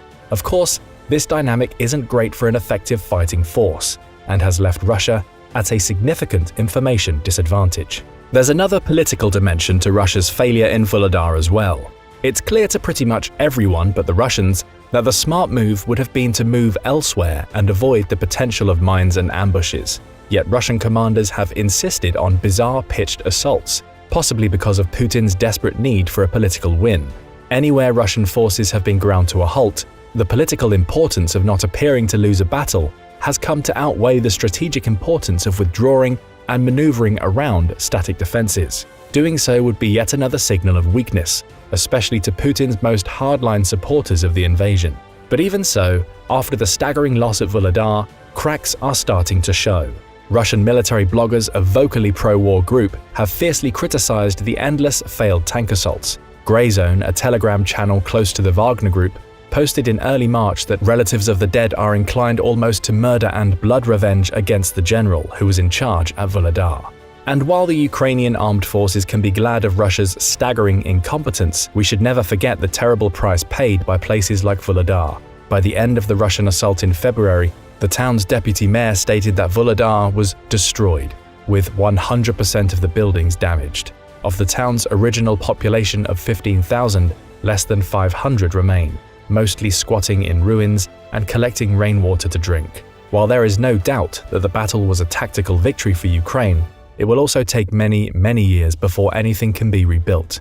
In any case, it is more than clear that the war's trajectory has changed in Ukraine's favor, and that Russia cannot suffer too many more defeats like this one. But what do you think? Was Vuhledar a turning point in the war? And will Russia's repeated failures eventually doom Putin's ambitions? In Russia, in the spring of 2015, flatbed train wagons were spotted carrying unfamiliar armored vehicles. The turrets were carefully wrapped in tarpaulin, clearly intended to prevent a casual observer from gaining much information about the vehicles. On the 9th of May 2015, at Russia's annual Victory Day parade, celebrating the defeat of Nazi Germany in May 1945, the tarpaulin came off, and a handful of these vehicles made their first public appearance. It was a brand new tank system, designated the T-14 Armata, or Weapon Main Battle Tank. It was not an impressive debut. One of the tanks broke down on the parade route and was stranded for 15 minutes until hasty repairs could be made, and it was again able to move off under its own power. But the appearance of the tank caused suppressed ripples of excitement and concern in equal measures amongst Western intelligence communities. What details could be seen suggested a revolutionary new design. The tank commander, braced smartly as he delivered a crisp salute to the watching Russian dignitaries, was not in the turret, but rather in the forward part of the hull. The turret appeared to be uncrewed. The Russian government announced that trials would soon start, and then production would begin. There was talk of producing 120 per year, and that an ultimate production line of 2,300 tanks would replace and upgrade the entire active Russian tank fleet. A, quote, family of Armata vehicles was to include an infantry fighting vehicle, and armored recovery vehicle, and a self-propelled artillery version. This would be a very big deal. But the best part of a decade later, and the T-14 still does not appear to have been produced in any significant numbers. It has not seen any active service, and indeed, its entire future is shrouded in mystery. After the initial fanfare and attention, the T-14s become something of a laughingstock amongst military analysts. In late 2023, many analysts were convinced that the T-14 will never work as a fully produced operational combat vehicle. So what is the T-14? What happened to it and where is it now? And is it any good? Let's take a look at the T-14 Armata. Russian tank design achieved legendary status during the Second World War. You will almost certainly have heard of the T-34, which is still judged to be one of the best tanks of World War II. Its sloped armor, wide tracks, and powerful for the time 76mm gun came as a great shock to the German panzer formations that thrust into Russia during the Operation Barbarossa in June 1941. Other Russian tank designs such as the KV-1, the T-34-85, and the Joseph Stalin sent the Germans scrambling for their tank design drawing boards. During the Cold War, Russian tanks continued to evolve. The T-54-55 series, the T-64 and 72 models, and later the T-80 and T-90. Russian policy was to keep the tanks low to the ground, hard-hitting with a powerful main armament, and available in large numbers. They were rarely as technologically advanced as NATO tanks, but they were largely respected by NATO and Western armies, particularly given the well-understood principle that these tanks would generally be used in massed formations. But it's worth noting that, scratching the surface, the Russian tank industry has always been fractured by rivalries between tank factories, competing designers, corruption, and struggles for attention and resources of the government. Some analysts have looked at the T-64, T-72, and T-80 and concluded that this was an illogical and highly uneconomic production of three versions of what was more or less the same tank. What seems clear is that the Russian military never seems to have managed to settle on one tank type and one family of vehicles. It also looked as if the Russian tank industry was still living off its old glory days without the resources to invest in a new tank suitable for the 2020s and beyond. Perhaps because of these deep-seated historical challenges, Russian tank design has preferred to focus on upgrading existing tank models with new technology, armor, and protective systems, rather than develop a new tank. And the Russians never like to throw any old tanks away. They store them in huge tank parks east of the Ural Mountains for a time when they might be needed. A time such as now. You'll see more or less every Cold War and post-Cold War variety of Russian tank on the battlefields of Ukraine. When a prototype tank design, the T-95, was cancelled in 2010, the Russian tank-producing industrial complex of Uralvagonzavod began working on a new model. It was initially called Object 148. This was to become the T-14 Armata, but it doesn't seem to have been actually based on the previous T-95 work, but rather around a new engine type, the A-85-3, a Russian copy of a German model. This engine was used instead of the classic tank engine that had kitted out the T-72s and T-90s. The reason for that is unclear. The A-85-3 was smaller but more powerful, but it also turned out to be more complex and less reliable, and it had not even been originally designed for a tank. After the T-14's somewhat embarrassing debut at the 2015 Victory Day Parade, the Western intelligence community started to put their heads together to see what this new development was all about. The information that began to trickle in was, from a Western perspective, very troubling. Given that there is little confirmed or confirmable information about the T-14, we'll have to rely a little heavily on the Russian defense industry brochures and state press statements. This is obviously not ideal, given the high likelihood of propaganda, but let's dive in anyway. So at least we can get a sense of the sort of expectations, hype, and anticipation surrounding this new weapon system. The concept certainly looked highly unique. The turret was to be automated and remote-controlled. The three-man crew would sit side by side in a special protected and sealed crew compartment in the front hull of the vehicle. There would even be a toilet provided for the crew, a radical concession to comfort from the tank designers. The tank's main armament was originally intended to have been a 152mm weapon. This was what the earlier T-95 concept was supposed to have mounted, but it was later identified as a 125mm gun that would also be able to fire anti-tank missiles. It would have a 57mm grenade launcher and a 12.7mm heavy machine gun automatically operated in the unmanned turret. Average speed on the road was given as 80 km per hour. The 7 road wheels either side were connected to an active suspension system that would give a smoother ride and provide more effective fire control while on the move. There was talk that the main gun would be able to shoot down low-flying helicopters. A system of video cameras would be fitted on all sides, and the commander's vision system would be mounted on the turret to allow 360-degree visibility. The crew were supported by a highly responsive combat management computer system that could rapidly analyze the battlefield environment, identify potential threats and targets, and automatically take measures to protect the tank via an Afghanit Active Protection System, or APS. They should be able to detect tank-sized objects at over 7 kilometers in the daytime and half that distance at night. A radar would identify incoming missiles. A new generation of highly secretive Malachite explosive reactive armor had also been promised. This would surround the tank with advanced protective layers of composite armor that exploded when struck, deflecting any oncoming missile. The APS deployed hard-kill defensive measures, such as systems that could attack incoming missiles and even actual tank rounds, and soft-kill processes that could disrupt, confuse, and deflect any incoming attack. Some analysts concluded that the Russian designers had based the tank's defensive measures on the highly effective modern Israeli tank, the Merkava. The manufacturer claimed that special radar-absorbing paint would render the T-14 more or less invisible. A T-15 infantry fighting vehicle variant was also spotted at the Victory Day parade, and a photograph of a T-16 tank recovery version equipped with a bulldozer blade and an automated 12.7mm machine gun turret was issued by the manufacturers. Both variants seem to have the same armor defensive measures as the T-14. Western intelligence analysts were quick to express concern about the potential of this new vehicle system. The unmanned turret design would afford the vehicle a lighter, faster, lower profile. A leaked United Kingdom Ministry of Defense document showed very real worry about the capabilities of the T-14.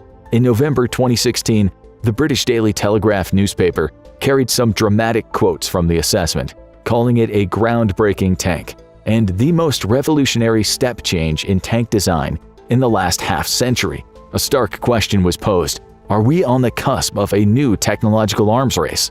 There was also grave concern that the West was not also developing any plans for a tank to rival the T-14.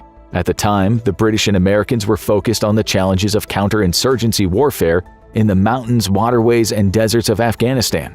The defense industry design and development effort was being directed toward high-mobility vehicles and the challenges of defeating improvised explosive devices. For the last 20 years, Britain had no significant need for a new fleet of main battle tanks. The 2016 Military Balance Report from the International Institute for Strategic Studies similarly described the T-14 as, quote, revolutionary, highlighting the tank's active protection systems as something that would greatly reduce the risk from rocket-propelled grenades and anti-tank guided missiles. After the initial announcements and revelations of the new T-14 concept, there was an analytical backlash. In the absence of any verifiable evidence, Western analysts gradually adopted a more skeptical view of the T-14. U.S. analysis in 2015 was already pointing out that there had been no independent verification or public demonstrations of the claims and capabilities attributed to the T-14, particularly how effective the defense systems would be. The American National Interest Journal, in late 2016, observed that U.S. analysts felt that the capability claims of the T-14 were greatly exaggerated. The practicalities of producing a new high-tech tank were pointed out, starting with the fact that Russia simply did not have the money and resources to produce the tank in any significant numbers. Well, the claims for the T-14 were certainly impressive. However, a famous British football manager once dryly observed, "We had a great team on paper. Unfortunately, the match was played on grass." So now, having heard the hype, let's step back a bit and review some of the practical problems that the T-14 might have, as its manufacturers attempt to move it from a theoretical drawing concept to an actual working battlefield-dominating weapon. The production schedule and cryptic messages from the Russian government and industry pointed to some of these problems. The Russian Ministry of Defense declared in 2016 that a batch of 100 T-14 tanks would be manufactured by 2020 as part of a project that would go on until 2025. But this served to set the scene for confused announcements, contradictions, and delays to this original timeframe. In 2018, the Deputy Prime Minister for the Defense and Space Industry reportedly said that there was actually no need for a new main battle tank system, as the Russian army had more than enough of the older tanks, the various modified variants of the T-72 in particular, to suffice. This argument held that the existing vehicles were still effective as tank platforms, and they would be cheaper and more practical to simply continue on with them, upgrading them with offensive and defensive measures as appropriate. This was probably a better and more realistic reflection of the harsh realities facing the Russian arms industry, but it also gave some indication of the doubts already surrounding the long-term prospects for the T-14. Finances were strained and access to high-tech computer technology was hard, given the sanctions imposed on Russia after the invasion of Ukraine in 2014. But it went in the direct contradiction of the defense industry in other parts of the government. The month after this statement came out, it was reported that a contract had been signed for 32 T-14 tanks and 100 T-15 infantry fighting vehicles. By early February 2019, the first dozen tanks were supposed to have been built, but nothing had happened, and a subsequent announcement in August said that 16 would not be delivered until the end of the year. In November, the deadline had slipped further into early 2020. When 2020 rolled around, there was absolutely no evidence that anything like 100 tanks had been produced, even though there was still talk of state trials taking place and even bolder talk about unmanned versions of the T-14. But in January, the head of Rostec, Russia's largest state-owned arms company, stated that no T-14s had yet been produced and that the engine design had not yet been finalized. In August 2020, it was announced that production had started and that the tank would be given to the armed forces in 2021. But as the years drifted by, these announcements were looking less and less convincing. Another statement in July 2021 said that production would begin in 2022. However, the Russian Defense Minister Sergei Shoigu had already slightly undermined this in March, when he said the first group to be produced would only be for experimental purposes. The gap between reality and actuality continued to stretch, with announcements in December 2021 that the ammunition loader for the main armament was being trialed in 2022, and that full serial production would take place, and that 40 T-14s would be delivered after 2023. In the summer of 2022, the Russian army was several months into its invasion of Ukraine. The invasion was not going well. The war in Ukraine exposed many vulnerabilities of the Russian tank fleet.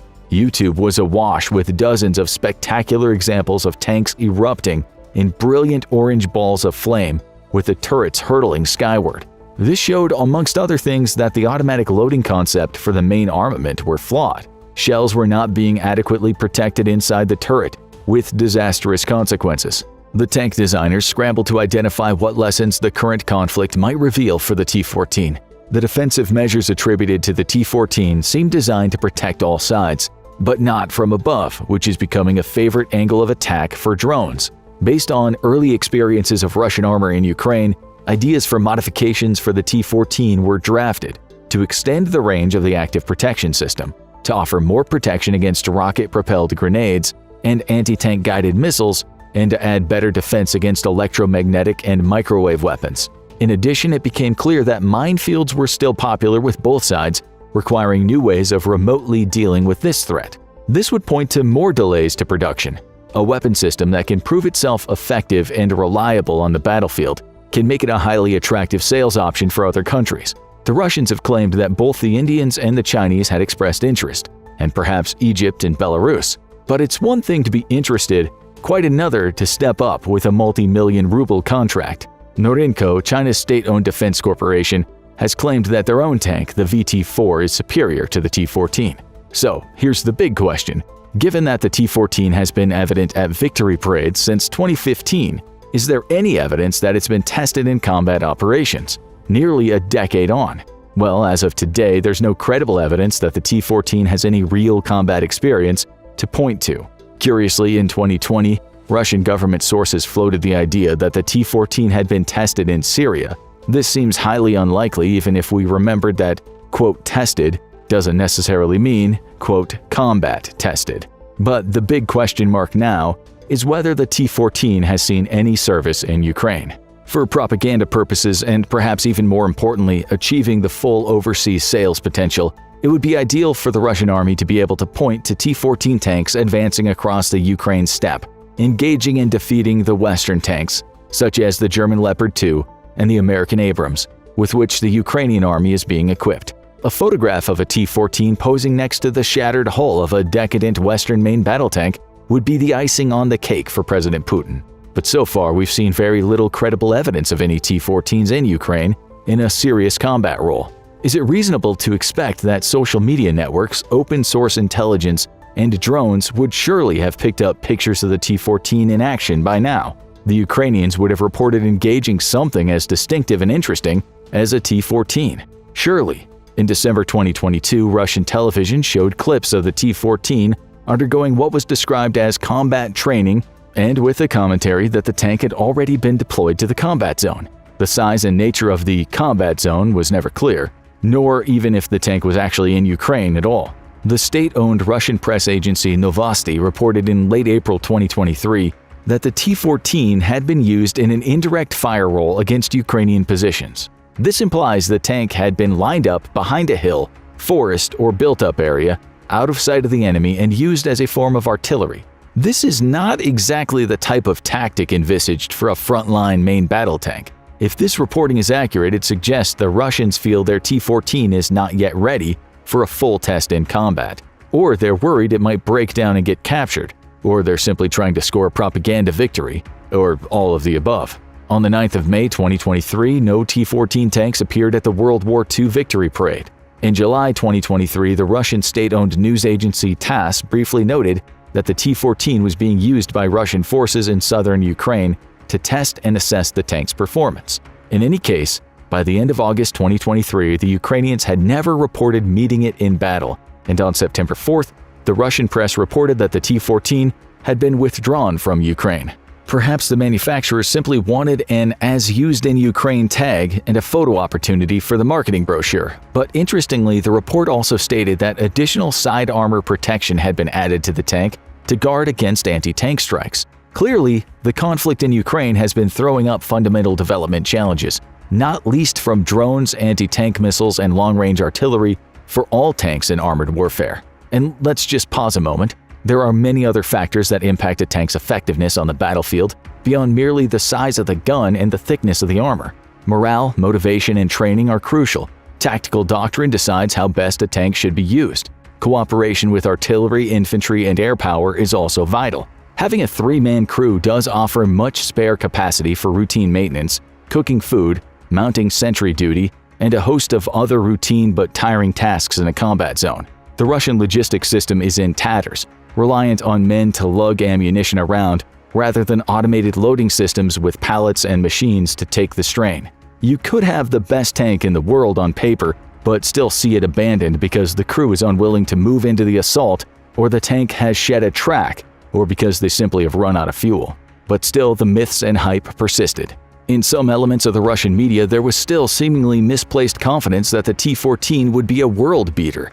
An August 2022 article breathlessly reported that by 2030, the T-14 would be so advanced that the crew would be operating their own reconnaissance drones, deploy a 152mm gun, a caliber which, let's not forget, is normally the stuff of heavy artillery, fire thermobaric fuel-air explosives and supersonic rounds, shoot fire-and-forget missiles, and be able to identify enemy targets at ranges of over 6 kilometers. When large-scale Russian land, sea, and air forces plunged into Ukraine in 2022, suddenly the world was witnessing a large-scale conflict that involved major tank actions. The Russian army suffered and continues to suffer extremely high losses to its tank, artillery, airborne, and infantry forces. Numbers of casualties of men and equipment losses remain hard to pin down, but there is a lot of credible reporting to suggest that Russia has lost 250,000 men and between 3,000 to 5,000 armored vehicles. Many analysts were shocked by the scale of Russian tank losses and the ease with which they catastrophically exploded when struck. Some analysts went as far as to predict that the tank was now an obsolete weapon of war and that drones and missiles would now rule the battlefield. This analysis is probably premature, but the rapid evolution of anti-tank technology in Ukraine is causing much pause for thought in terms of tank design. It's likely that Russian tank designers, just like their Western counterparts, will be taking a wholesale head-scratching review of just what it means to be a tank on the battlefields of the 2030s and 2040s. But Russia, still embedded deep in this brutal conflict inside Ukraine, desperately needs tanks now, and not 10 years in the future. They've reportedly lost between 1,500 and 2,000 tanks in battle. They have no significant manufacturing capability to crank out the current tank types, let alone build, test, and mass-produce serious numbers of a brand new, unproven, and technologically complex piece of equipment. Each of the T-14 tanks to date have been lovingly handmade. There's no factory production line standing by ready to roll out fresh, new, modern armor in the way that the Stalingrad tank works in 1942 were able to churn out T-34 tanks and drive them directly to the front line. And sanctions are greatly impeding the ability of defense manufacturers to access the high-quality, complex electronics that are primarily available in the West. In one crazy example from October 2022, the Swedish press began reporting the mysterious disappearance of traffic speed cameras all over the country. Crucial parts of the cameras were then smuggled into Russia, where the electronic parts could be cannibalized for Russian drones. We shouldn't write off the T-14 entirely just yet. The apparent failure's probably the best word here, of the T-14 development and procurement process could be used as a lesson for the Russian designers. Perhaps the T-14 or aspects of its design might end up as a technology demonstrator for new ideas further downstream, but the current realities make it highly unlikely that the Russian tank industry, suffering from corruption, lack of resources, and limited finances, will be able to conceive, design, and mass-produce a new tank system anytime soon. They'll probably have to stick with updates to older models, the T-72 and T-90 types. The T-90M is probably the most modern Russian tank on the battlefield at present. These upgrades are expensive and difficult enough, and the rapidly changing battlefield environment will make this even more complicated. And who knows, perhaps in 10 years or so, in 2034, a new Russian tank system successor to the T-14 will find itself acquiring the legendary designator of T-34. While it's certainly possible, but think of it this way. With all the long-term flaws in the Russian government and procurement system, corruption, lack of funds, lack of assembly lines, technology sanctions, and so on, perhaps this new T-34 might turn out to be a real turkey. Oh, but you're welcome to buy the T-14 yourself at 1/35th scale, paints and brushes included. At least the plastic production lines seem to be working. But what do you think? In what way is the T-14 radical or ridiculous? A staggering 3,388. That's the number of tanks that Oryx, which is a Dutch open-source military intelligence website, says that Russia has lost in Ukraine since February 2022. Not all of these tanks have been outright destroyed. Of the 3,388 confirmed tank losses, 2,332 are decimated beyond repair, with a further 157 having been damaged, 367 abandoned, and 532 captured by Ukrainian forces. Warspotting, a UK website that also tracks confirmed losses in the Ukraine war, offers similar, though slightly lower, figures. It says that it can confirm 2,995 tank losses for Russia, all backed by satellite images. Regardless, such extensive tank losses are a black eye on Russian President Vladimir Putin's war strategy, as they reveal that his approach of using superior manpower combined with heavy equipment on the ground has created a meat grinder that's causing Russia to slowly but surely deplete its own stocks. All the while, Russia continues to lose tanks. Which brings us to today's video. Here we're going to map some of the most catastrophic tank losses Russia has experienced in specific locations in Ukraine, with maps and satellite images of destroyed tanks to highlight those losses. And we start with a city that, though perhaps not as well known as many of those that have come under attack during the war, played a pivotal role in the early Russian offensive. Trostyanets. The city was one of the first to feel the full brunt of Russia's tank-based assaults, which is hardly surprising given that it's close to Ukraine's border with Russia. The city was soon occupied, with Russia's 4th Guards Tank Division rolling in after traveling just 20 miles from the border during the second day of the war. That elite unit encountered fierce resistance from Ukrainian defenders, who worked to prevent the Russian tank unit from moving through the city and further southwest on their way to Kyiv. According to France 24 TV, Russia successfully turned the Trostyanets train station into a temporary headquarters, though this move only encouraged a Ukrainian bombardment designed to dislodge the Russians as quickly as possible. The outlet reports that the counterattack resulted in the destruction or damage of around a dozen tanks, with images of 2 being shared that show the husks of heavy weapons that Russia used. The outskirts of Trostyanets weren't immune to these tank buildups.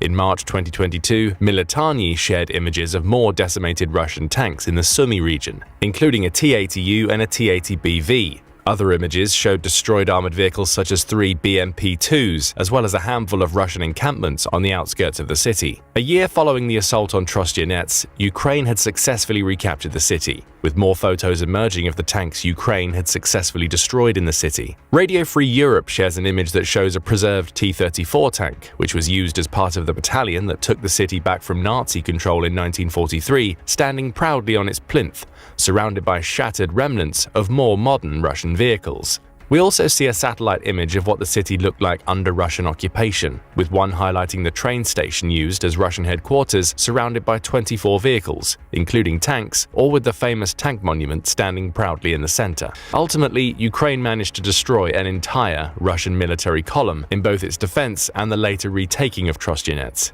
The destruction of Russian tanks is clear in images shared by Live UA Map, with War Spotting also recording 15 lost tanks in its confirmation figures.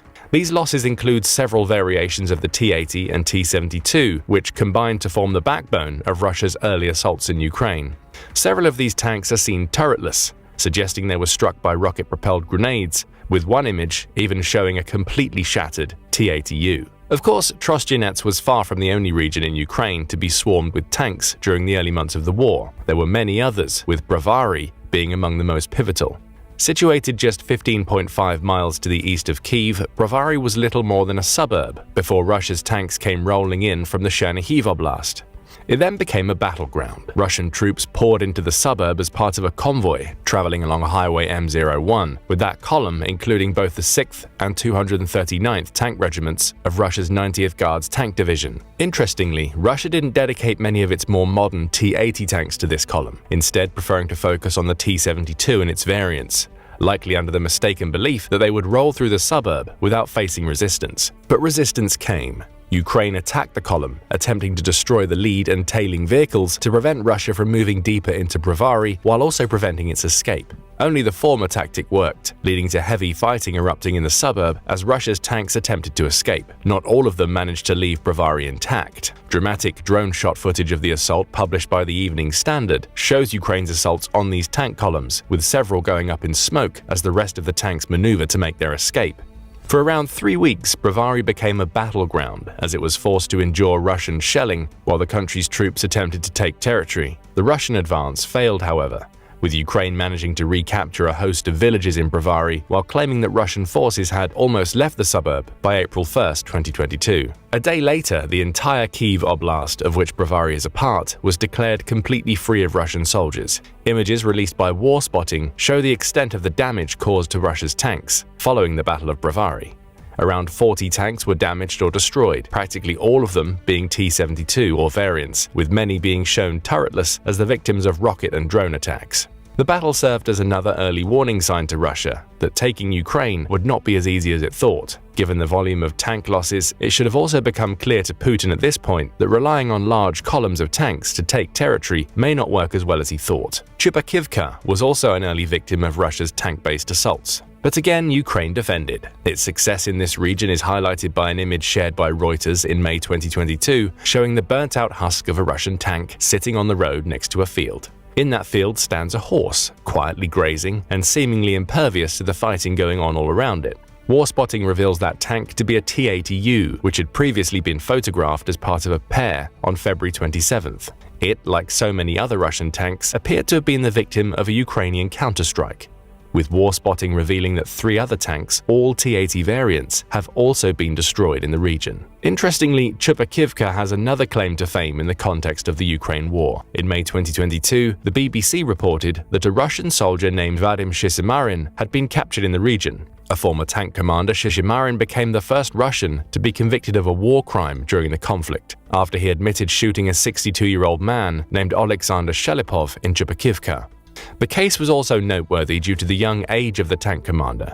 He was just 21 years old at the time of his conviction. This incident revealed early on that Russia was relying on extremely young conscripts to not only invade Ukraine, but to serve as commanders of heavy vehicles. Perhaps it is that youth, combined with inexperience, that allowed Ukraine to enjoy so much success against Russia's tanks during the early stages of the war. We now move to the wider Sumy Oblast. The oblast became more famous in recent times for being the launching point for Ukraine's invasion of Kursk in early August 2024, as shown by the BBC in its map of the incursion. But in March 2022, it was one of the first Ukrainian regions to almost fall under full Russian control, with fighting along its borders raging from February 24, 2022. This fighting would become known as the Battle of Sumy, and it saw Ukrainian territorial defense forces team up with the country's paratroopers to battle against Russian forces in urban combat.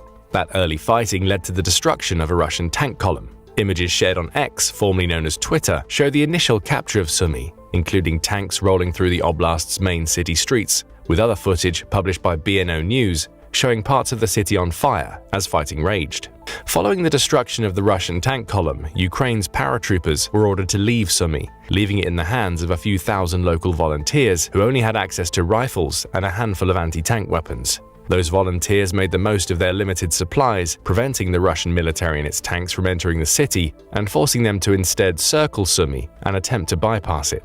Those tactics didn't work as well as Putin would have hoped either, as the tanks that attempted to drive by Sumy were often subjected to guerrilla-style attacks. Ultimately, the city was successfully defended, with Dmytro Zavitsky, the Sumy Oblast's governor, confirming that Russian troops no longer occupied any of the region's towns or villages. We can again visit War Spotting to find images of destroyed Russian tanks littering the landscape of Sumy. It confirms the loss of 109 tanks, the majority of which appeared to be T-80s and T-72s. We also see evidence of Ukraine capturing several tanks, including one shot of a T-90A that's flying the Ukrainian flag while a pair of soldiers sit atop it. That capture is particularly noteworthy. Putin has previously hailed the T-90 as the best tank in the world, while claiming that once it's in position, that's it. And yet Russia has lost a tremendous number of T-90s during the Ukraine war. The tank shown captured in Sumy is just one of around 160, with Oryx hosting images of 41 T-90As, 108 T-90Ms, which is the tank Putin believes is the best in the world, and a handful of T-90AKs and T-90S tanks that have been destroyed,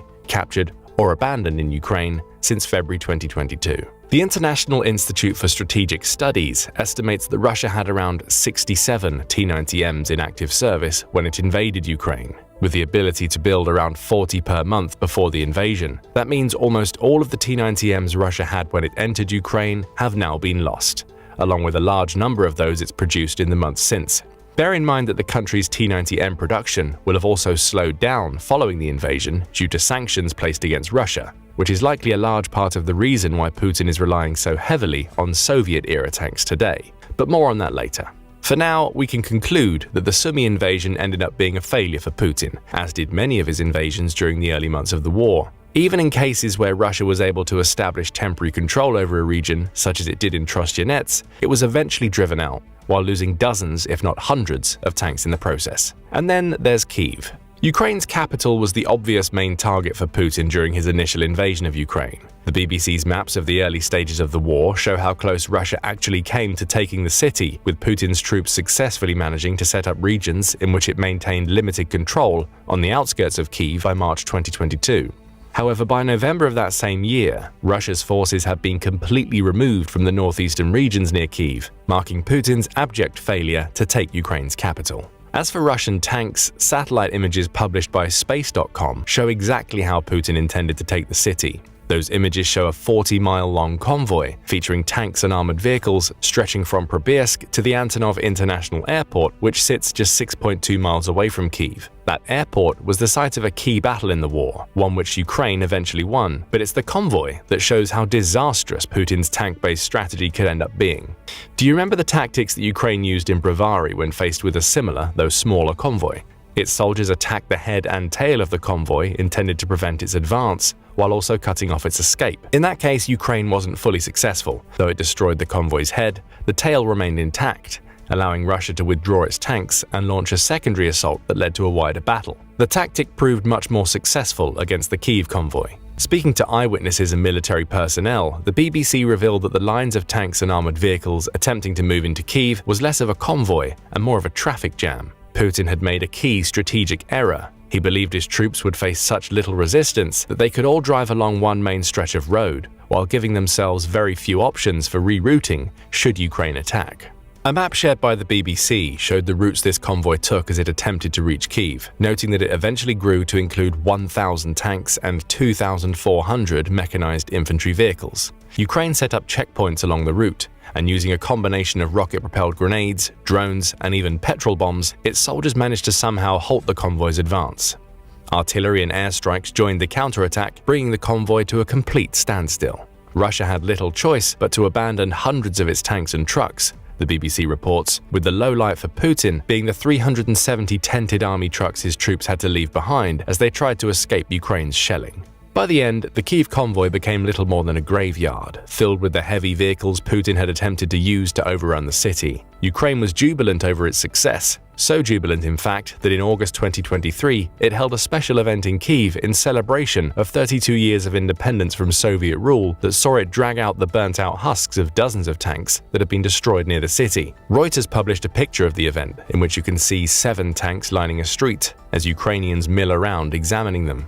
As for the total number of Russian tanks that have been destroyed in or around Kyiv, Warspotting places the number at 83 confirmed, with the likelihood that many others have been destroyed or otherwise disabled without being reported on. Warspotting's images show several T-80s and T-72s lying in ruins, with the latter appearing to make up the majority of the images, which gives us some insight into the tanks that Putin relied upon in his failed convoy. The images are also notable because they include no T-90s, raising the question of why Putin wouldn't use the supposed best tank in the world to try and take Ukraine's capital. Perhaps he already knew something about the tank that the rest of the world would only later discover. It wasn't up to the task. Still, you might get the impression that the destruction of the convoy that attempted to enter Kyiv, along with the other examples shown here, demonstrates that Putin's tanks haven't had any success in Ukraine. That isn't the case. However, every success Russia has enjoyed has come at a heavy cost of personnel, equipment, and tanks. We go next to the city of Kherson in Ukraine's south. After storming the city for about a week, starting on February 24, 2022, Russia successfully captured Kherson on March 1st. What followed was a military occupation of the city involving up to 35,000 soldiers, with the BBC showing that Russia had full control by the end of March 2022. Then came November 2022, and Ukraine had regained much of the city. The BBC's maps show Kherson highlighted in blue, signifying that it's now under Ukrainian control once again, though still under threat due to being so close to Mariupol and several other regions in South Ukraine that are still under Russian control. But what about tanks?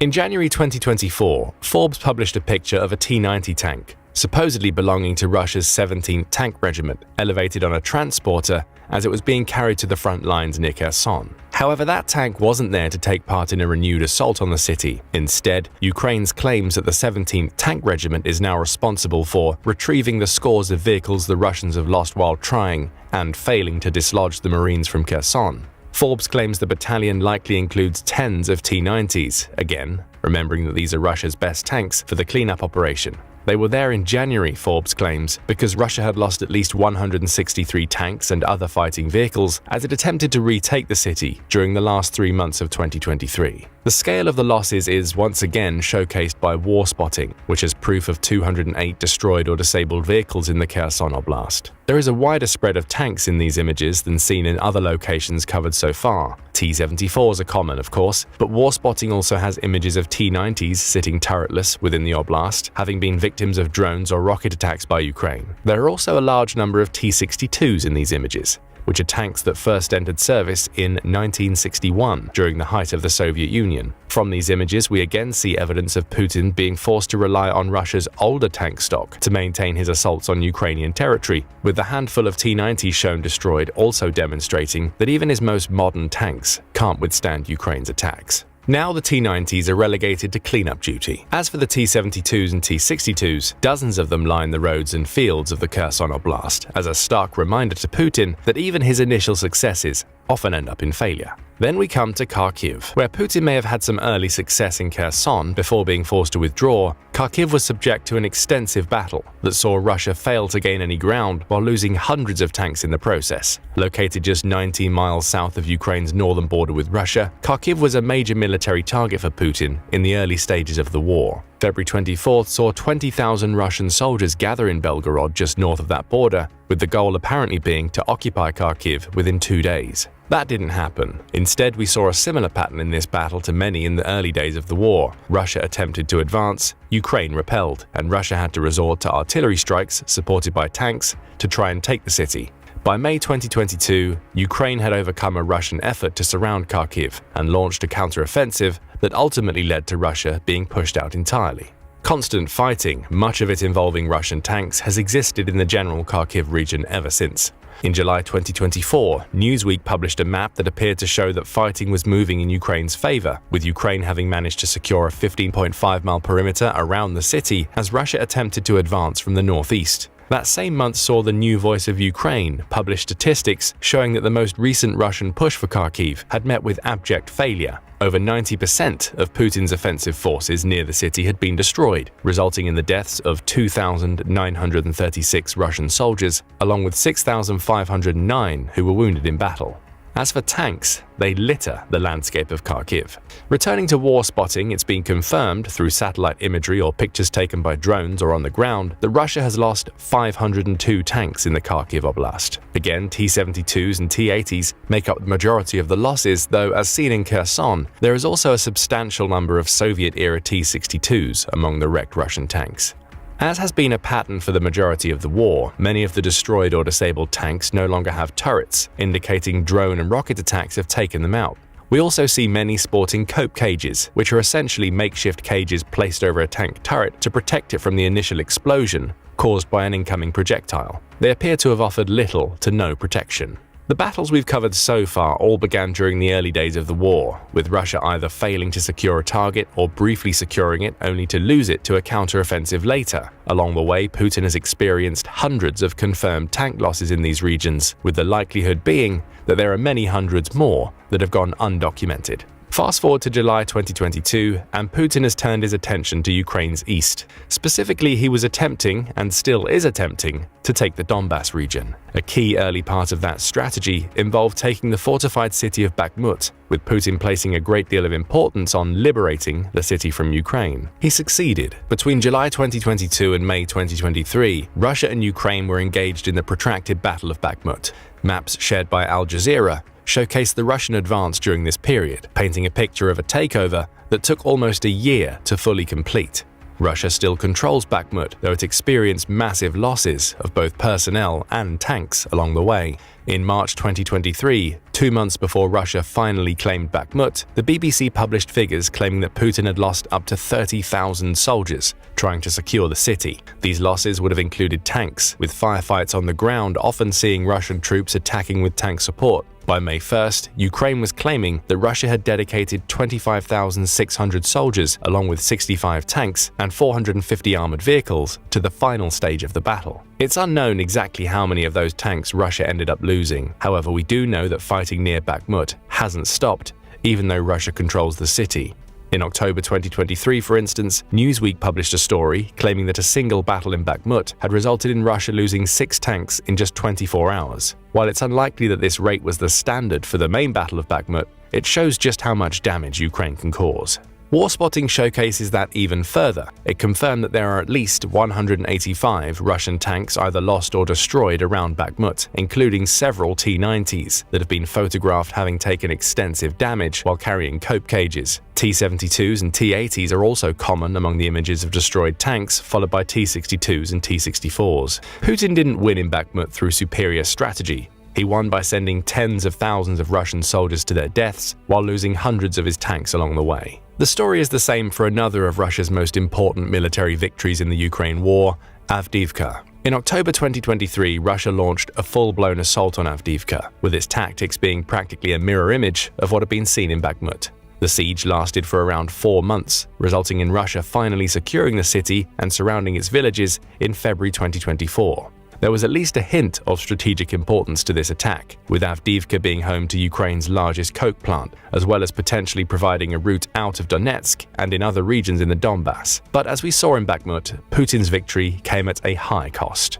Maps published by the BBC show that Russia used the victory in Avdiivka to secure more Ukrainian territory surrounding the city. In October, it only had limited control of territory to the city's north and south. However, many, including Forbes and Newsweek, have claimed that the Avdiivka success was little more than a Pyrrhic victory. Forbes claimed that Russia lost 214 tanks between early October 2023 and February 2024, sharing images of ruined Russian tanks just south of the city. The majority of these tanks were the same T-72s and T-80s seen elsewhere in the war, along with a handful of T-90s that have proven so ineffective in Ukraine. In contrast, Forbes claims, Ukraine lost just 18 tanks during the same period, creating a rate of around 11.8 Russian tank losses for every Ukrainian loss. Newsweek added to these figures in February 2024 by publishing reports released by Ukraine's military. It says that Russia lost 47,186 soldiers when trying to take Avdiivka, with the tank losses being even more substantial than those reported by Forbes, 364 in total, along with 748 armored vehicles and almost 250 artillery systems.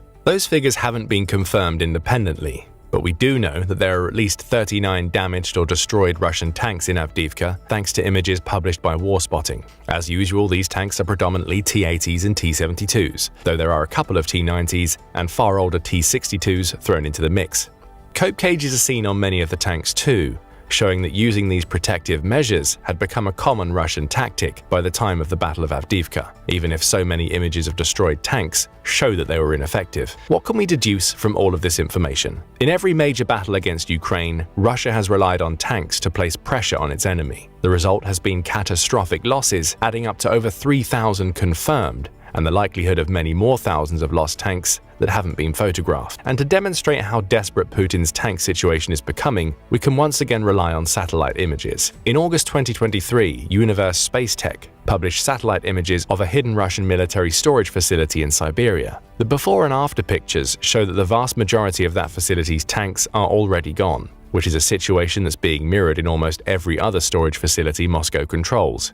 It's these extensive losses that led to former Russian President Dmitry Medvedev claiming that Russia intended to boost tank production to 1,500 per year in March 2023. It needs to make more tanks because it's losing so many. Newsweek followed up these reports almost a year later with an article in June 2024 revealing that AI-powered analysis of satellite images had revealed that Russia's tank situation is dire. Examining 87 military sites, including 16 that were known to be bases that store tanks, AI determined that Russia has lost around half of the tanks that it had in storage since the beginning of the war. All of this leaves Putin in a difficult position. Since February 2022, he has relied on massive numbers of Russian tanks, ranging from his ultra-modern T-90s to Soviet-era tanks dating back to the 1960s, to exert pressure on Ukraine. The strategy has worked every so often, but whenever Russia gains territory, it does so at the cost of hundreds of its tanks. Now it's starting to run out, even as it tries to ramp up production, meaning Putin has to answer a very difficult question. How is he going to approach a future Ukraine war in which he no longer has thousands of tanks at his disposal?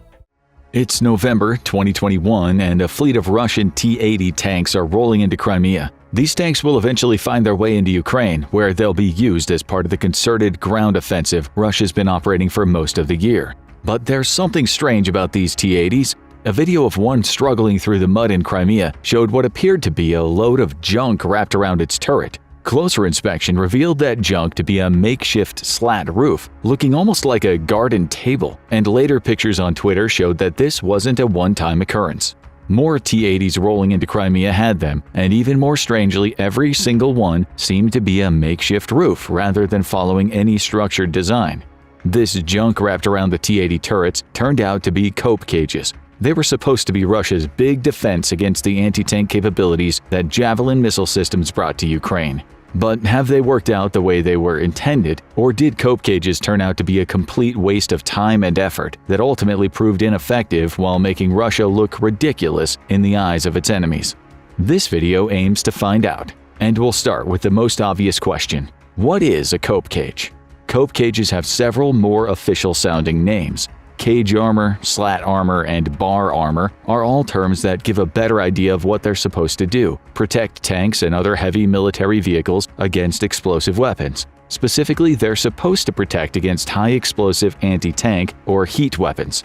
These specially shaped charges use the Monroe effect to generate a partial stream of metal that moves at extremely high speeds while maintaining a state of superplasticity, which essentially means the stream won't fracture. In less technical terms, heats can easily punch through solid armor, such as that used for tanks. Interestingly though, the heat acronym doesn't refer to the temperatures the explosives generate, though they'll reach temperatures up to 1,112 degrees Fahrenheit upon impact that isn't hot enough to melt through the metal used to make tanks, especially given that the explosion itself is over in seconds. Rather, it's the stream the explosives generate that does all of the hard work. Capable of traveling at 25 times the speed of sound, making them hypersonic, the streams can penetrate armor that's between 150% and 200% of their own diameter. Modern variants are sometimes claimed to have penetration capabilities of 700% of their diameter. In short, they're extremely dangerous weapons that can make mincemeat out of a tank's built-in defenses. The key to their success is that they impact their target before exploding, allowing the stream generated to be focused upon the target. That's where cope cages come into play. The idea is that the cages function as a barrier between these heat weapons and a tank's turret, essentially forcing the explosive to detonate upon impact with the cage. The stream ends up being deflected away from the turret, destroying the cage while leaving the rest of the tank relatively unharmed. At least that's the theory, and in some cases cope cages can prove effective. When designed to scientific specifications, which doesn't seem like the case with the makeshift cages seen on Russian tanks, they're capable of preventing RPGs from detonating on tanks. That's because of their slat pattern. The cages use a grid-like pattern, with the cage itself being positioned so there's a small standoff distance between it and the tank itself. When a projectile strikes the cage, the slats disrupt the shape charge mechanism of the explosive, causing it to lose focus that it needs to penetrate. The cages aren't perfect. Tanks will often suffer superficial damage even with the deflective cages placed on top. But explosives lose much of the penetrative power that makes them so effective at taking out tanks, typically meaning the vehicles can carry on operating, or at the very least the crew inside won't be killed by the explosion. But there are downsides to the cages.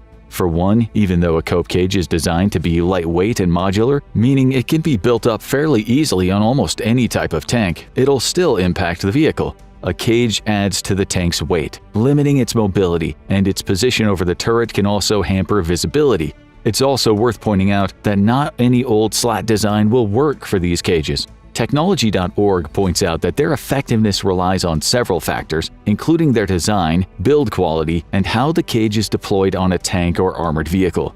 Get any of these aspects wrong, or even miscalculate by a small degree, and the cage's effectiveness is reduced. Still, the concept is sound. Create a caged suit of armor for tanks that can deflect or at least minimize the explosive impact of weapons designed to take those tanks out. So, why is Russia using them? Defense against RPGs is an obvious reason. Ukraine has used these rocket-propelled grenade systems to great effect in its ground war against Russia so far, with cope cages intended to be a counter. It's unknown how many RPGs Ukraine has access to, though. Defense experts report that it's definitely a high number of Polish-made RPG-76 Komars. Videos have surfaced of Ukrainian troops learning how to use these weapons, with that training likely intended to help those troops take out Russian tanks on the ground. But there's another weapon that Russia wants to counter with its cope cages: the Javelin. Developed by Lockheed Martin, the Javelin is technically classed as an anti-tank guided missile. However, it's a perfect example of the heat explosives that Russia wants to counter with the cope cages. The weapon is portable and can be fired from the shoulder, essentially making it equivalent to an RPG in terms of its battlefield usage. However, it's the payload that makes the biggest difference: an 18.5-pound tandem-charged warhead that's capable of punching through around 30 inches of solid metal, perfect for taking out a tank. The warheads have a maximum range of about 1.5 miles and are surprisingly easy to use. Missile Threat says that an operator only has to go through 72 hours of training to become qualified, essentially allowing Ukraine to create a constant stream of Javelin users for as long as it's able to stay stocked up with the weapon. It also fires a missile that is exceptionally difficult for tanks to counter. In its top attack mode, the Javelin missile fires upward, potentially reaching a peak height of 492 feet before striking down directly on top of a tank's roof. That's the most vulnerable part of the tank. The metal is usually thinnest on the roof, which is why Russia's cope cages are placed on top of their tanks. When the missile hits, it does exactly what we described a heat missile to do: creates a penetrative steam of solid materials that breaks through the tank and completely destroys it. The Javelin has proven to be Ukraine's most effective anti-tank weapon, which is why it has so many of them. To date, the United States has provided Ukraine with over 10,000 of these weapon systems, with Lockheed Martin also in the process of nearly doubling its annual production rates from 2,100 in 2023 to 4,000 by 2026. And there are plenty of reports of Ukraine putting it to very good use. In January 2024, Newsweek reported that a Ukrainian paratrooper was able to take out 4 Russian vehicles with just one strike during a battle on the front lines of the Donetsk region. According to Ukraine's 79th Separate Airborne Assault Brigade, that successful strike took the soldiers' personal count of destroyed Russian equipment up to 22, demonstrating just how devastating the Javelin can be when in the hands of a skilled operator. That same soldier is also claimed to have destroyed a trio of Russian tanks alongside 5 of its infantry fighting vehicles in a single attack using the Javelin. Another soldier from the same division is believed to have taken out around 40 Russian vehicles using the Javelin. It's no wonder that Russia wants to find a way to defend its tanks against the Javelin. This weapon isn't your typical RPG. It's packed with so much destructive force that it can cut through the best Russian tanks and armored vehicles like a knife through butter. Solid metal at least up to 30 inches can't stop it. And that brings us back to Russia's cope cages and why they're being used on the battlefield. They're supposed to stop the Javelin. The question now is, do they work? In theory, they might. After all, the Javelin is a heat weapon, meaning it's at its most effective as long as the solid-state stream it generates upon impact can be targeted to the surface it needs to penetrate. The idea with cope cages is that they essentially serve as that surface, with the slats helping to deflect the stream away from the tank so it can carry on unscathed. The cage gets destroyed, the Javelin is wasted, and Russia doesn't lose a tank.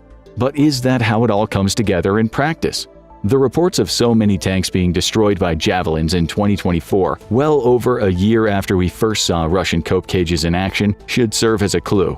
It appears all the junk being piled on top of T-80s isn't doing much to stop the Javelin, which leads us to another question. Why?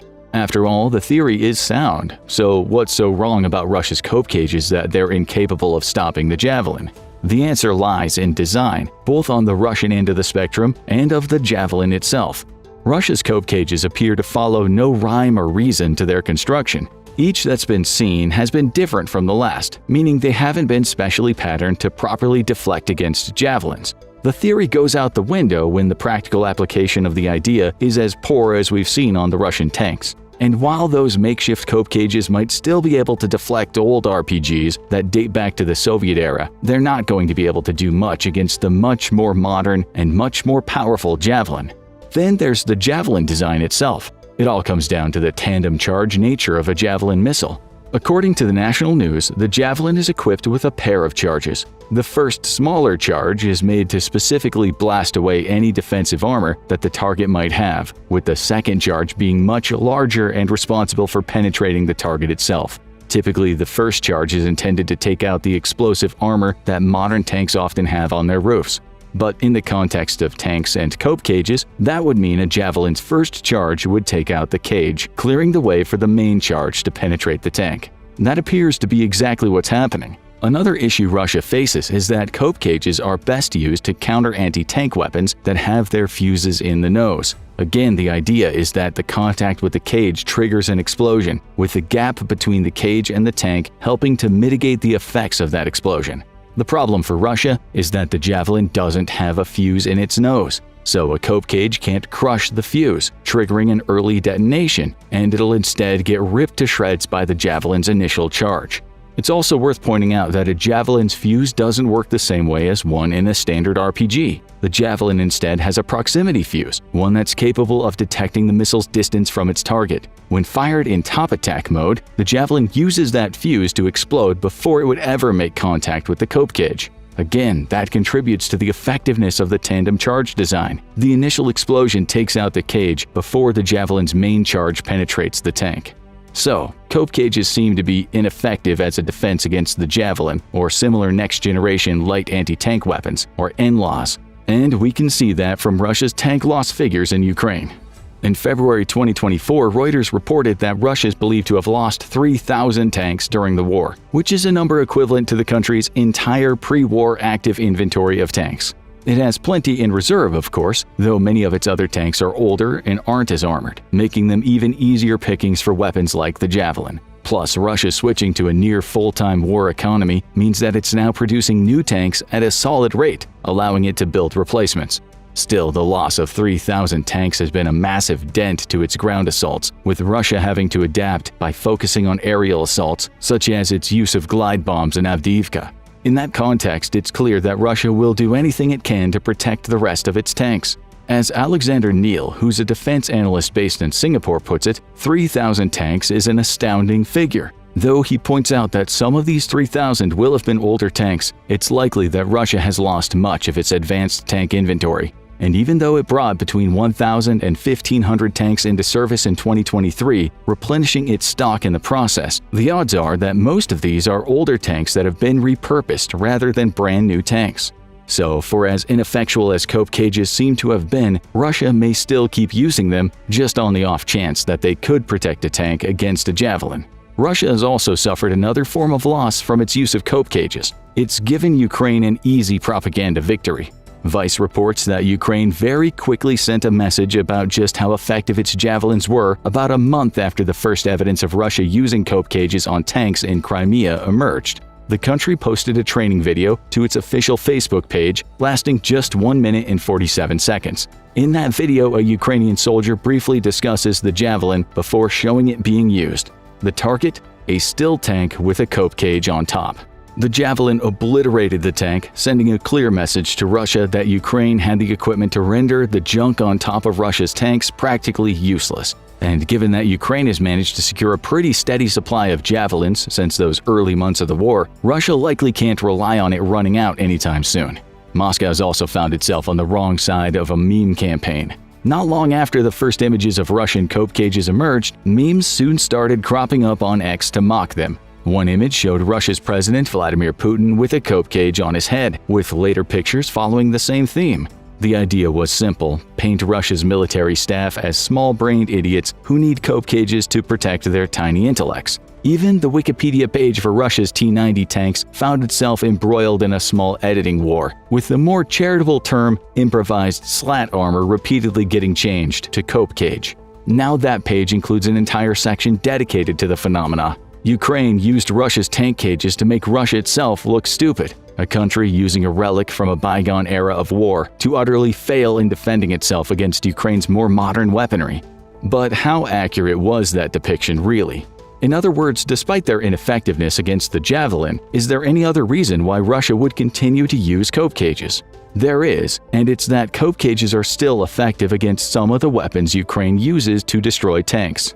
Take RPGs, for example. Unlike the Javelin and other NLAWs, a standard RPG has no top attack mode. They're not designed to be fired up in the air, with the explosive having any sort of tracking system that could guide it to the top of a target before it fires straight down. Instead, an RPG is fired so that the grenade inside shoots horizontally toward its target.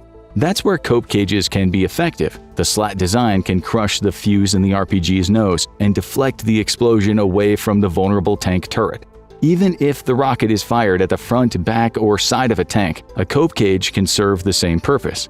There's also an argument that cope cages could at least defend against kamikaze drones deployed by Ukraine. The national news mentions this when it points out that the United States sent Ukraine some Switchblade 600 drones at the beginning of the war, which could theoretically be used to attack Russian tank turrets by being loaded with an explosive and driven into the tank. Alternatively, similar drones could be equipped with explosives that they drop onto the tops of tanks as they fly over.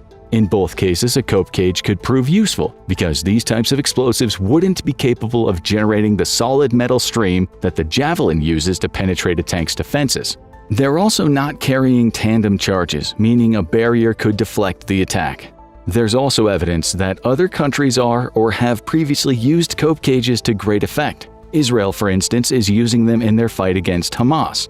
In October 2023, Popular Mechanics published an article showing that Israel had equipped some of its tanks with cope cages, again to provide overhead protection against drones that might drop anti-tank explosives onto them. The move came in the wake of Hamas sharing a video on social media on October 7, 2023 that showed it deploying a $300 quadcopter drone into the field. Fitted with a PG-7V heat round, such as those usually launched from an RPG, the drone was shown flying over an Israeli Merkava tank.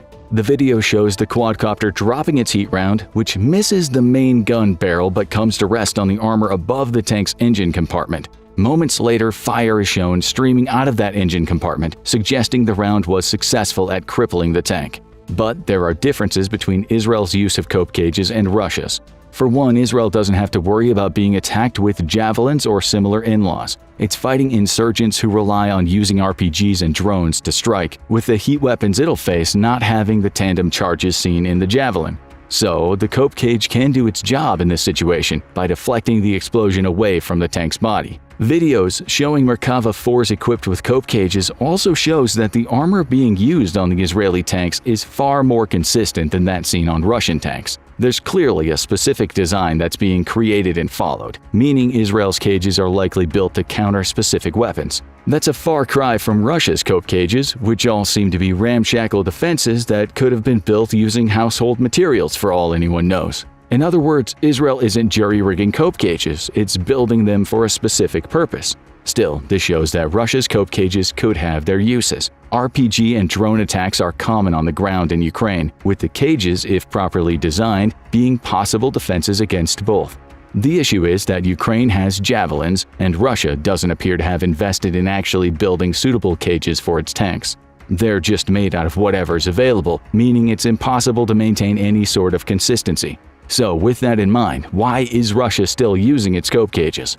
One of the reasons may be that they offer some form of psychological defense for a tank's occupants, even if the cage itself is actually worthless. That's the opinion of Justin Crump, who's the CEO of a risk intelligence firm named Sibylline. Speaking to Business Insider in 2022, he said that cope cages give them psychological protection against weapons, but actually they do very little.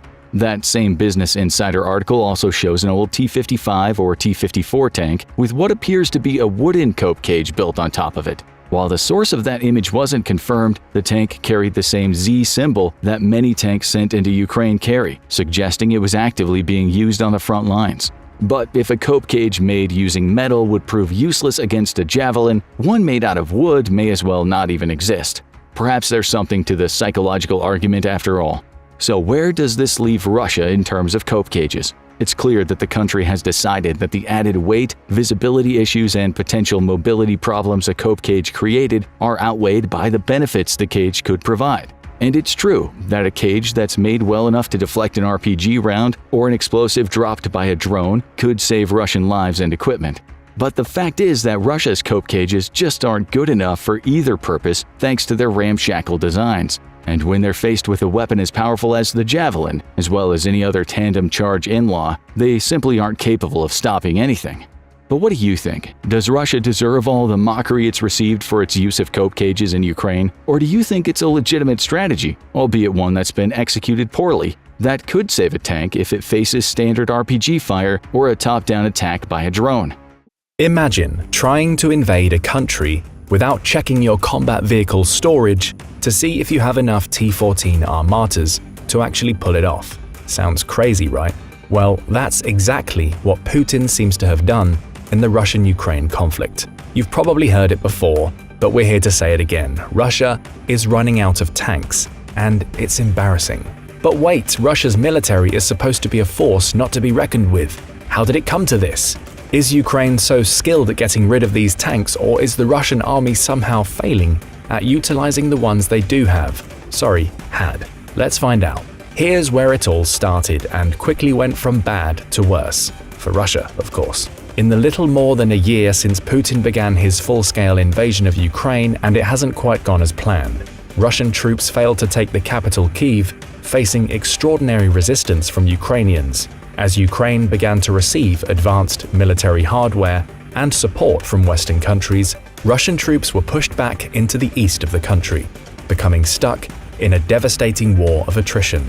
In both the war's early stages and current state of gridlock, one of the most notable trends are the enormous losses of manpower and equipment suffered by the supposedly superior Russian armed forces. Nowhere are these devastating losses more obvious than Russia's supply of tanks. And trust us, if you're waging war, you don't want to run low on those. While recent years have seen a number of predictions about tanks becoming obsolete, the war in Ukraine has demonstrated that they remain critical to modern land combat, featuring heavily in operations by both sides. Putin has repeatedly thrown huge amounts of armor into the conflict, hoping to overwhelm Ukrainian defensive positions. As a consequence, a February report by the London-based International Institute for Strategic Studies found that the Russian military had lost at least half of all its entire pre-war fleet of tanks in the fighting, a figure which has only grown in the months since. In just a single day of combat during March around the key city of Bakhmut, Ukraine destroyed 21 tanks, 23 armored personnel vehicles, and 8 artillery systems. And as of early April, experts estimate that Russian tank losses exceed 2,000 vehicles in 14 months, while Ukrainian officials put the figure even higher, for reference. True, Ukraine has also taken heavy losses, with Russia recently claiming it has destroyed more than 8,300 of the country's tanks. However, Ukraine has been working to crowdsource reinforcement tanks from the West, while sanctions and international isolation have forced Russia to dig deep into its stockpiles from the days of the Soviet Union. That's pretty desperate.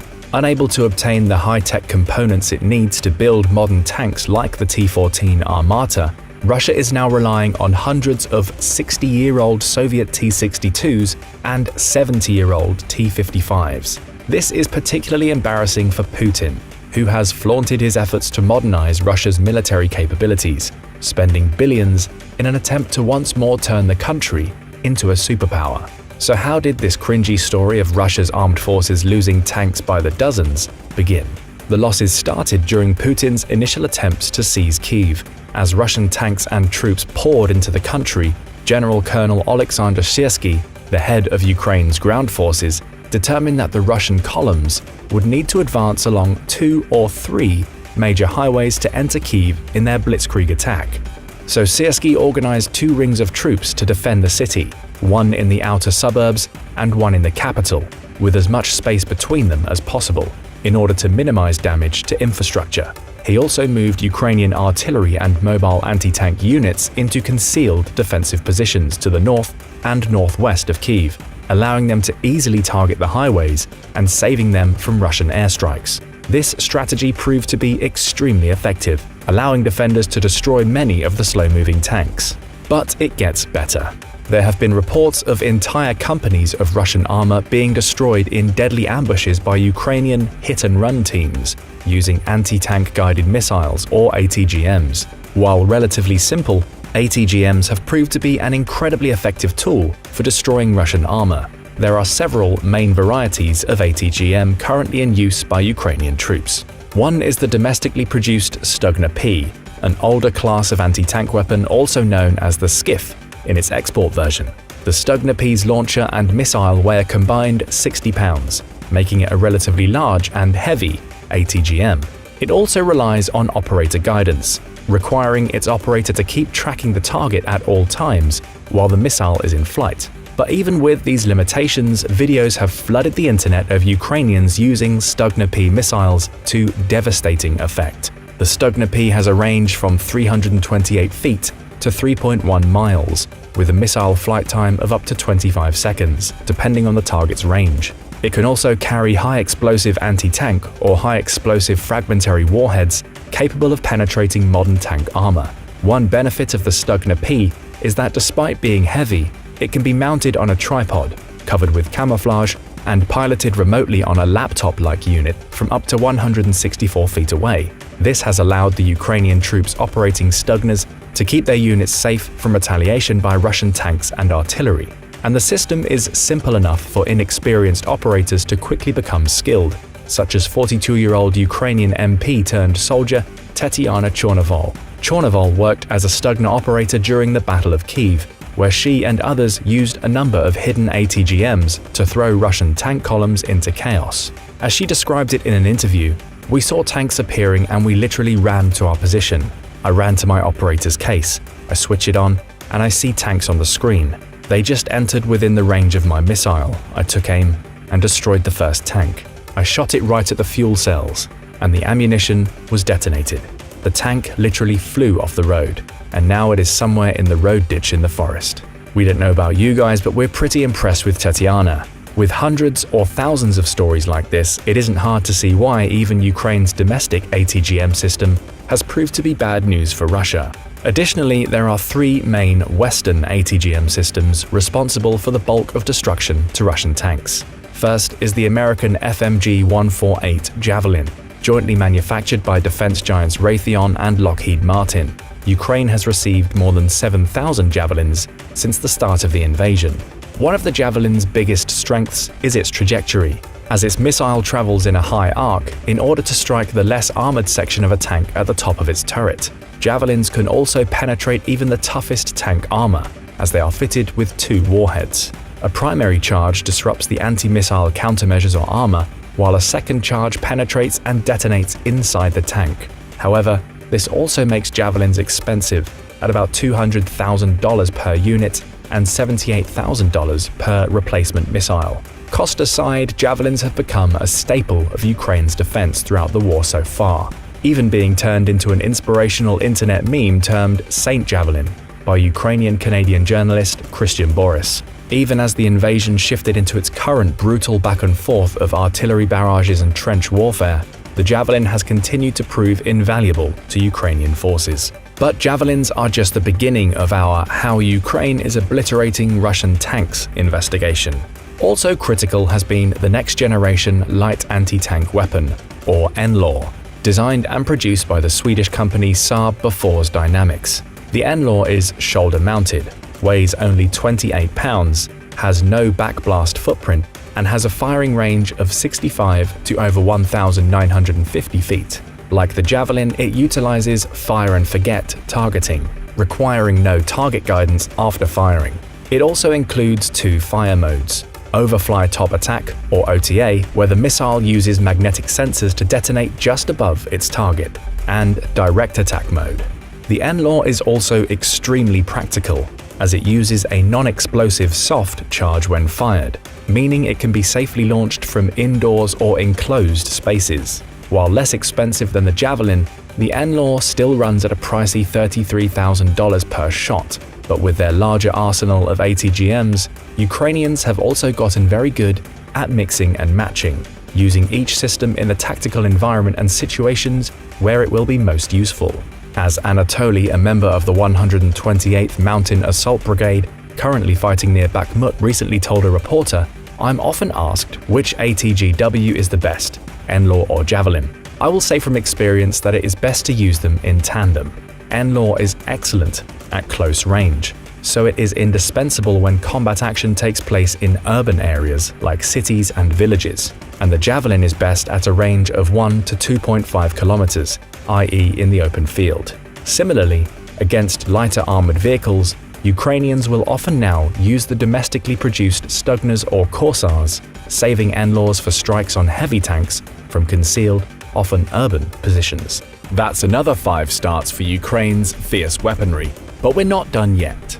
Lastly is the AT-4 anti-tank missile, also produced by Saab Bofors Dynamics, a disposable, recoilless ATGM. The AT-4 fires a single shot at a range of 650 to 1,950 feet. Designed during the Cold War, the AT-4 is also highly modular and can be loaded with a range of different warheads, some of which can penetrate tank armor up to 600 mm thick. Perhaps the AT-4's biggest advantage is its low cost. Each can be produced for under $1,500 and even less in Sweden. While there are numerous videos of Ukraine's armed forces using them to destroy multi-million-dollar Russian tanks. Since the invasion began, Ukrainians have also become more and more adept at using their arsenal of ATGMs, making it incredibly difficult for Russia to make any real headway. ATGMs, NLAWs, and AT-4s, oh my. Yes, Putin has been served a number of reasons to reconsider his invasion plans, but Ukraine isn't done providing him with a few more. Here's a terrifying and reliable weapon they've added to the pile. Another critical but often overlooked means by which Ukraine has wreaked havoc on Russian armor is with the use of landmines. Some of these are from the Soviet era, but the US also supplied over 7,000 shells of its Remote Anti-Armor Mine System, or RAM, in late 2022. The RAM is a 155mm howitzer shell containing 9 anti-tank mines. When the shell is fired over an open area, the tiny mines are scattered across the ground. This means that Ukrainian forces can lay the mines from a distance rather than by hand, without risking fire by Russian artillery. This makes them especially valuable in open spaces, where they can effectively stop an entire tank force. RAM's lethal power was on full display several months later, when Russian armed forces attempted to take the Ukrainian town of Vuhledar. In mid-February 2023, Russian losses due to the mines were so steep that the British Defense Secretary claimed an entire 1,000-man Russian brigade was effectively annihilated in one day. Reports like this make it easy to see how tank losses have become so enormous. But besides Ukraine's growing supply and talent for using anti-tank weaponry, there is another driving factor behind Russia's loss of more than 2,000 tanks, which has to do with its deeply flawed strategic approach to the conflict. Specifically with the backbone of Russia's invasion force, the Battalion Tactical Group, or BTG, a combined unit of tanks, infantry and artillery designed for lightning offensive operations. As Russian columns were devastated outside of Kyiv in early 2022, it became apparent that the BTG were not proving nearly as effective as they should have been.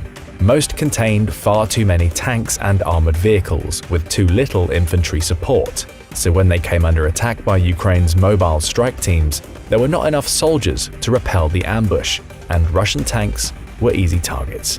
This was compounded by Russia's failure to establish air superiority, which meant it was unable to supply close air support for its tank columns, the way the US did in Iraq and Afghanistan. Combined with Russia's myriad issues resupplying its front lines or repairing broken-down vehicles, and you begin to see just how things went so badly so fast for Putin. And because of all the elements above, Russian tank losses have only grown heavier in the following months of the war. During Ukraine's autumn counter-offensive into the Kharkiv region, for instance, Russia was losing as many as 10 battle tanks per day to Ukraine's 2, despite the fact that Russian troops were on the defensive. Most of the tanks destroyed were T-80s and T-72s, which began Russia's critical shortage of those systems. During that same period, Ukrainians reportedly captured over 560 vehicles and hundreds of extra ATGMs. Thus, in the grinding stalemate which has followed, Putin has had to rely on older and older equipment, most notably the T-55s and the T-62s. The T-55 is so old it literally qualifies as antique. The tank's prototype was first completed in 1945 and entered service with the Soviet Army in 1958. But reports indicate that in March of 2023, Russian troops began moving hundreds of them out of the 111th Central Tank Reserve Base in Khabarovsk, where they had been sitting in long-term storage for many decades. A recent photo showing a Russian soldier posing next to a T-55 somewhere in Zaporizhia Oblast seems to confirm their presence on the ground in Ukraine. The photo also indicates that Russia is sending the T-55s to Ukraine without upgrading them, as the tank in the photo appears to have the same infrared optics that were being used in the late 1950s. Similarly, there is no evidence that the T-55s have been reinforced with modern explosive reactive armor, and seem to be using the same thin steel body plating as they did during the early Cold War. This may prove to be an especially bad decision, since the T-55s also include the so-called jack-in-the-box flaw, which has doomed many of Russia's other Soviet-era tanks. Unlike modern battle tanks such as the German Leopard 2 or US M1 Abrams, which keep their shells away from the crew behind thick armored walls, older Soviet tanks store their ammunition in a carousel-style automatic loader, sitting directly below the main turret and crew. With only thin steel armor, a well-placed enemy shot can ignite the ammunition and easily blow up the tank. As Professor Robert E. Hamilton of the US Army War College put it bluntly, for a Russian crew, if the ammo storage compartment is hit, everyone is dead. He adds that the force of the explosion will instantaneously vaporize anyone unlucky enough to be inside. And that's far from the ancient tank's only weakness. As military journalist David Axe has written, the T-55 is from a generation of armored vehicles before modern optics, autoloaders, and multi-axis stabilization for their main guns, passive infrared optics, and sophisticated computerized fire controls. Essentially, all this makes the T-55 far less accurate and powerful than any other tank on the battlefield today, leaving them as easy targets for Ukrainian ATGMs and artillery. The Soviet T-62 isn't a whole lot better. It also suffers from poor armor and the jack-in-the-box flaw, as well as limited range and firepower compared with any modern tank.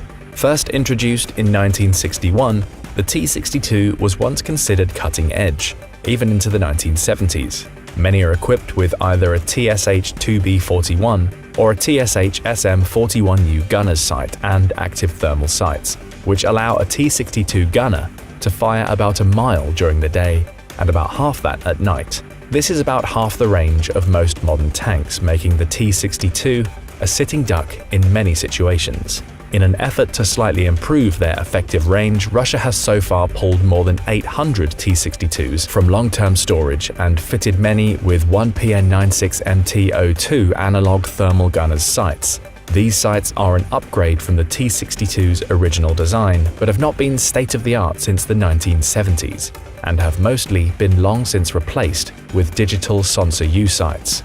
But since the Sensor-U includes advanced French components now unavailable to Russia due to sanctions, they have had to make do with the older analog sights, making them essentially target practice for Ukrainians. Another huge issue with both the T-55 and T-62 is their discrepancy in barrel and ammunition size. Newer tanks such as the T-90, T-80 and even the T-64 being used by the Ukrainians have the same size barrel and can use common shells. By contrast, the barrel of the T-62 is 115mm and the T-55's is 100mm, meaning both that they cannot use modern ammunition and that they have issues destroying heavily armored targets. Making this worse is the T-55 and T-62's incredibly slow rate of fire. While the crew of a Ukrainian T-64, Leopard 2 or M1 Abrams can fire 10 to 12 rounds a minute, a T-55 or T-62 crew is lucky if they can manage 3 or 4. This reality is likely to get an even greater number of Russians killed in direct battles with Ukrainian forces as they become more and more outgunned. At the same time, Russian tank losses and reliance on older hardware has come hand in hand with catastrophic levels of casualties. The country is so far estimated to have lost some 200,000 to 250,000 soldiers. For reference, that is more than the US has lost in every one of its wars since World War II combined. In response, Putin has been forced to enact conscription, augmenting the Russian front lines with untrained conscripts, hardened criminals, and mercenaries. These troops are essentially forced to attack at gunpoint, and thousands have instead opted to mutiny, flee, or surrender to Ukraine once they reach the front lines. These mind-boggling numbers have also affected the Russian military's ability to properly resupply its tank personnel. Many of the 2,000 tanks already lost were destroyed with their crews still inside, leading to a serious shortage of soldiers with actual experience operating tanks, especially the more modern ones. Ukrainian analyst Alexander Kovalenko was recently tracking the shipment of more than a dozen restored T-72s, T-80s and T-90s to a Russian unit near Svatova in eastern Ukraine.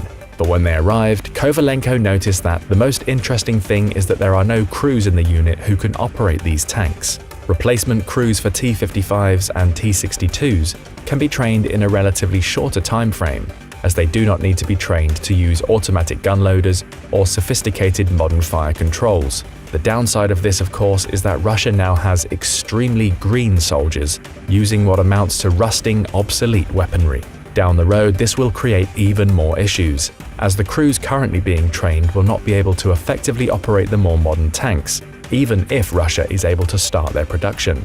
This degradation of manpower and training could prove to be an even bigger issue than Russia's dwindling military supplies, as effective recruiting and training will become harder and harder.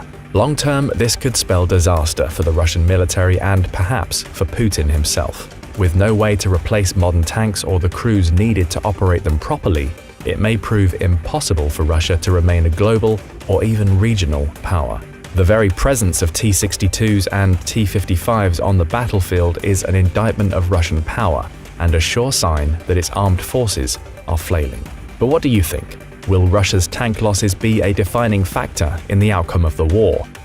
9,156 tanks and 18,470 armored fighting vehicles. That's how many the Russian military lost between February 24, 2022 and October 31, 2024, according to the General Staff of Ukraine's Armed Forces. If you go by the Oryx numbers, which only cover destroyed equipment of which photo or video evidence is available, the losses are still staggering: 3,536 tanks and 1,723 fighting vehicles. That's more than some countries even have in stock. Russia's large tank reserve is emptying out, and fast. This base was Russia's ultimate fallback, a vast stockpile meant to keep its military rolling, but now it's a shadow of what it used to be. With fewer tanks and vehicles left to send to the front lines, Russia's arsenal is in trouble, deep trouble. But how did this massive reserve start running dry? And just how empty is it? Keep watching to find out. To understand why this base emptying out is such a big deal, we first need to look at where it fits in the hierarchy of military storage in Russia. So let's break it down quickly. According to the French think tank l'Institut Action Résilience, Russia operates 28 major storage and repair sites, with 24 located in the central and eastern military districts. That's where the majority of the country's military assets are concentrated. Among these bases, 9 are specifically dedicated to storing tanks and armored vehicles. But these aren't just warehouses. They play a critical role in supporting operational units and regenerating equipment for the Russian military. These facilities, referred to as the Central Tank Reserve Bases, have been around since the end of World War II, housing various tank models from the Soviet era to the present day. They are managed by the General Directorate of Armored Vehicles of the Ministry of Defense, or GAB2 for short.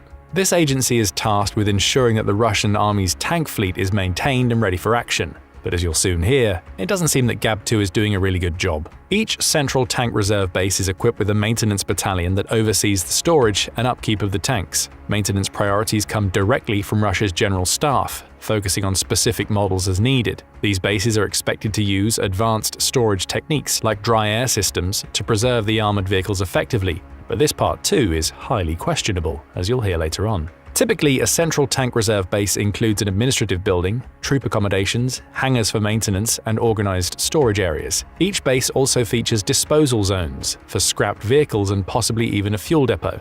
To support logistics, loading areas for rail transport are located nearby, ensuring smooth operations. Currently, the 9 Central Tank Reserve bases are spread across Russia's military districts. The Western Military District houses only one, the 22nd base in Kostroma Oblast. The Central Military District is home to 5 Central Tank Reserve bases: the 349th base in Topchika, Altai Krai, the 1311th base in Verkhnaya Pishma, Sverdlovsk Oblast, the 2456th base in Yakovo, Novosibirsk Oblast, the 2544th base in Kozulka, Krasnoyarsk Krai, and the 6018th base in Kamyshlov, Sverdlovsk Oblast. This leaves just 3 Central Tank Reserve bases in the Eastern Military District: the 111th base in Komsomolsk-on-Amur, Khabarovsk Krai, the 769th base in Ulan-Ude, Buryatia, and the 1295th base in Arsenyev, Primorsky Krai. In this video, we're zeroing in on the 769th base in Ulan-Ude. But considering the fact that a large chunk of the information we know about these bases comes from the extraordinary efforts of social media sleuths, let's first introduce them. First up is Covert Cabal on YouTube, a channel focused on providing unbiased military analysis. Their impressive 3D model of the 769th base, which captures the smallest details down to light posts, offers a detailed and unprecedented view of the facility. Next we have @HighMast on X, who's been meticulously tracking what remains of Soviet and Russian storage bases. Alongside Covert Cabal, they've assembled and compiled multiple images to get a complete picture of the 769th base and how it's evolved. With this in mind, let's dive into the specifics. The 769th Central Tank Reserve Base, once known as the 227th Storage and Repair Base, is the crown jewel of Russia's tank storage facilities, or was. Nestled near the capital of Buryatia, Ulan-Ude, this base covers over 3.86 square miles, a vast expanse of land dedicated to military might. Before the war, it was the largest tank storage site in Russia, and it still holds that title today. The primary tank models stored here are the T-72 and T-62, with variants like the classic T-62M,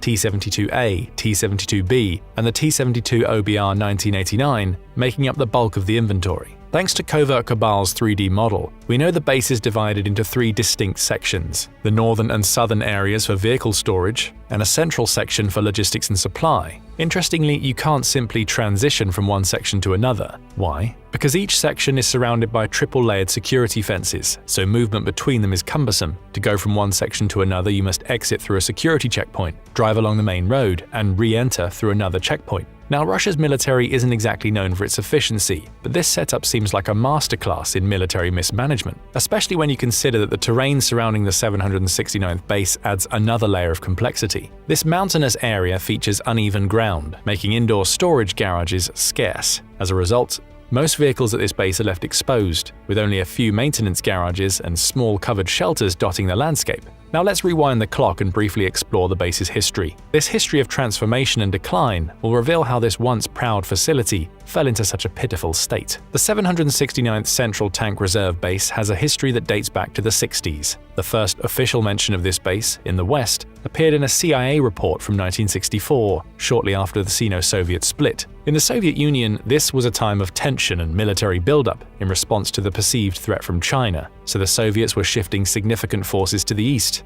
The CIA report showcased a sprawling complex filled with massive barracks, though almost none of these original structures remain today. By the early 2000s, the base was functioning with somewhat chaotic organization. The southern section stored reserve vehicles, while the northern section housed vehicles in better condition. It's like the north was the VIP area, while the south was left to gather dust. Interestingly, the very top northern section didn't store anything at all back then, yet it was completely sectioned off. Just imagine a whole section dedicated to nothing. This oddity is a perfect reflection of the broader state of the Russian military at the time, where entire units existed without purpose or functionality. Then came 2008, a pivotal year for the Russian military, because that's when the Russian military reform, known as the Sergikov Reform, took place. Now, this wasn't just a tweak here and there, it was a full-on overhaul. The Russian military was set to reduce its strength to 1 million personnel by 2012, which meant cutting down on the number of officers and consolidating the number of military training schools from 65 down to just 10. A similar consolidation was done with the Russian military units and bases. Before the reforms, the Russian ground forces consisted of 24 divisions, including 3 tank divisions, 16 motorized rifle divisions, and 5 machine gun artillery divisions, alongside 2 division-strength military bases located in Armenia and Tajikistan. This structure was bloated and largely ineffective, as only 5 of the motorized rifle divisions were fully operational, and approximately only 13% of army units considered permanently combat-ready. By the end of the reforms, 23 of the 24 divisions were disbanded, consolidated and reconstituted into a formation of 4 tank brigades and 35 motorized rifle brigades. The result? The total number of units and formations in the Russian ground forces went from 1,890 to just 172. This restructuring aimed to create forces in a state of permanent readiness, drastically cutting down on the number of bases and fostering a more agile military, capable of rapid deployment. The 769th base was also part of this restructuring. With tanks left over from the Soviet era but no manpower to operate them, the base essentially became a dumping ground for vehicles. The years following the reform saw a full-on tank stockpiling frenzy, so by 2011, this base was overflowing with tanks. That's why in 2012, a large-scale vehicle disposal plan was launched, targeting 10,000 tanks for destruction. It's important to note that this is where the misconception arises, that Russia still has tens of thousands of tanks in reserve. The reality is quite the opposite. Most of the figures circulating online stem from the Soviet era, but many of the tanks credited to Russia actually now belong to the former Soviet republics like Kazakhstan, Belarus, and even Ukraine. As of February 24, 2022, estimates suggest that Russia had around 17,500 tanks in reserve, but many of those are stored outside and in poor condition. While these tanks could theoretically serve as spare parts for operational units, as many of them do, listing them as tanks in reserve is still misleading. Recent evaluations indicate nearly 6,000 usable tanks remain, but this is also theoretical, as their condition varies significantly, as you'll soon see. Basically, the idea that Russia has vast reserves of functional tanks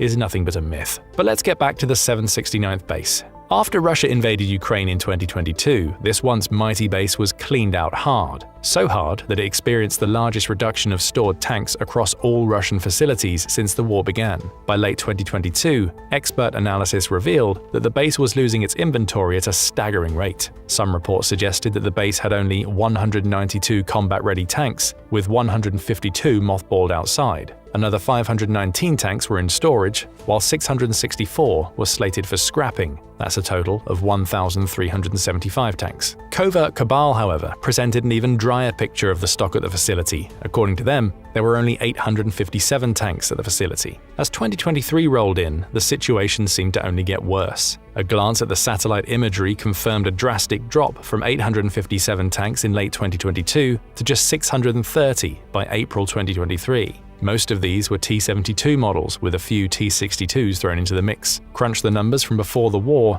and that's a staggering 70% reduction in stock. At the time, it was truly astonishing to see Russia's largest tank storage facility stripped of so many of its Soviet-era tanks and armored vehicles so quickly. And the worst part, the losses just kept on coming. This brings us to late September of 2024, and the latest findings from Covert Cabal and High Mazd, the findings that clearly show that the 769th base is all but empty. In a video posted on September 28, 2024, Covert Cabal showed that the decline in the number of tanks stored at the 769th base had accelerated dramatically. Previously, from September 2023 to May 2024, the base had lost 48 tanks, averaging less than 7 tanks per month. However, between May and September 2024, the base lost a staggering 79 tanks in just 4 months, which translates to an alarming average of almost 20 tanks per month. This represents a threefold increase in the rate of decline. Now, there was some speculation that winter was to blame, as the cold weather would put the brakes on tank maintenance and logistics. However, the data from the previous summer throws a wrench in that theory. You see, from April to September 2023, tank numbers at the base actually increased by 48.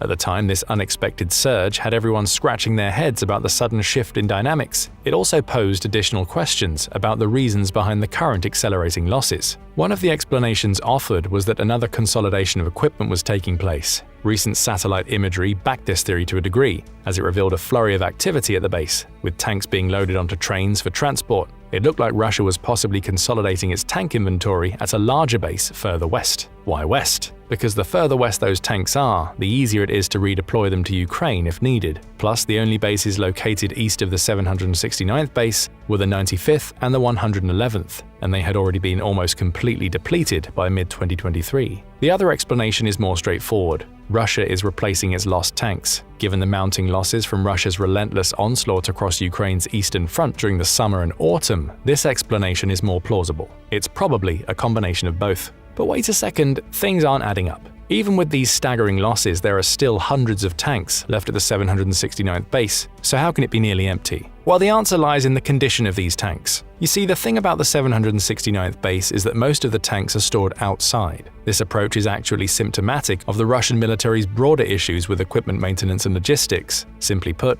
the Russian military's tank storage is nothing short of a comedy of errors. For such a vast country, covering over 6.6 million square miles of land, Russia sure misses the mark when it comes to choosing locations for its storage bases. They've left these vital assets out in the open, subjected to the elements. The result? They have a rusting fleet that could have been ready for action, but is now little more than a collection of scrap metal. This shouldn't be surprising, as storing military vehicles outside in a country with significant seasonal precipitation is simply asking for trouble. Rain, snow, and wind are relentless enemies, and these tanks have suffered from exposure to it, most of them for years. Many are in such bad shape that they are unlikely to ever see the front lines again. In contrast, while the US has the luxury of storing equipment in dry, desert-like conditions, think of Davis-Monthan Air Force Base in Arizona, Russia is stuck with storage facilities that are little more than open-air scrapyards. Even locations like Ulan-Ude, which has relatively low yearly precipitation, aren't ideal for long-term storage when half your tanks are rusting away. That's why the Russians have even resorted to some questionable practices, like using tubes fitted to gun tank barrels to pump air inside.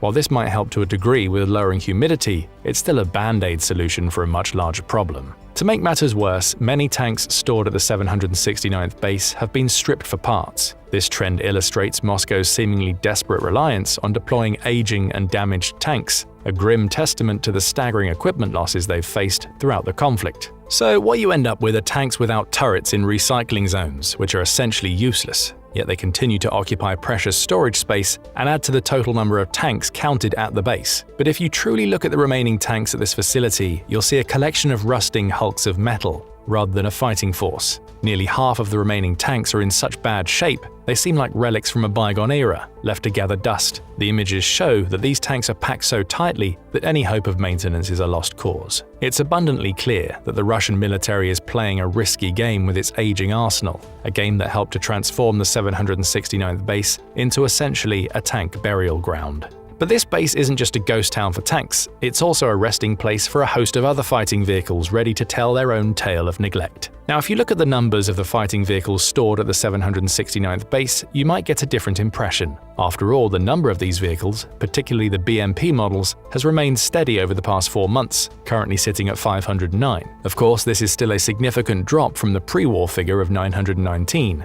about a 45% decline to be exact. But let's be real, those remaining BMPs aren't in any better shape than the tanks. Though it's hard to get a complete picture from satellite imagery, many appear to be missing turrets, just like the tanks. Others show telltale signs of neglect, with top passenger doors left wide open, exposing the interior to the elements. It's almost as if these vehicles are being put out to pasture, rather than prepared for action. Upon closer inspection, you can see that around 25 to 50% of these vehicles have visible defects, and that's just what can be seen from the overhead shots. Covert Cabal estimates that there are only 160 BMPs left that could realistically be brought back into service without major repairs that would likely cost more than these vehicles are even worth in their current state. Interestingly, right after Covert Cabal's September 28th video, satellite imagery was updated, revealing a slight change in the number of fighting vehicles. 19 BMPs had been suddenly added to the base, and where they came from is anyone's guess. But here's the thing, it almost doesn't matter how many BMPs are added to the base or left there. Why? Because they're primarily the BMP-1 model, which is almost 60 years old. Yes, you heard that right, 60. While the BMP-1 was once celebrated for its firepower and mobility, today it pales in comparison to modern armored fighting vehicles. It features a meager 73mm smoothbore gun and a 7.62mm machine gun, which simply can't compete with the advanced armaments found on contemporary IFVs. The design of the BMP-1 reveals even more flaws. The hull offers protection against small arms fire and splinters, but that's about it. Its armor is inadequate against today's battlefield threats, leaving troops vulnerable in a world where armor-piercing rounds are the norm. It's like bringing a knife to a gunfight, an outdated strategy that won't win you any battles. Its mobility, once a strong point, has also suffered. The BMP-1's diesel engine cranks out a mere 300 horsepower, which may have been adequate decades ago, but in today's combat environment, it's woefully underpowered. It's a vehicle designed for a time gone by, and it shows. The same goes for the remaining tanks at the 769th base. They're mostly T-62s, which turned 63 in 2024. That's right, these tanks are practically antiques. The T-62, with its 41-ton frame and 4-person crew, might have been a decent piece of machinery back in the day, but not anymore. However, that's all Russia has left after 32 months of intense fighting in Ukraine has decimated its modern tank supplies. The Russian army have entered the war with about 2,100 T-72s, 500 T-80s, and 400 T-90s, but those reserves have dwindled significantly. As it stands, the T-62 is now becoming one of the main tank types in the Russian army overall, not just in the 769th base, just like HIMARS predicted. In July 2024, he wrote on X, "In conclusion, it's likely that Russia will rely increasingly on T-62s and T-90Ms as the number of T-80s slowly declines over time." But what does this mean for the Russian army?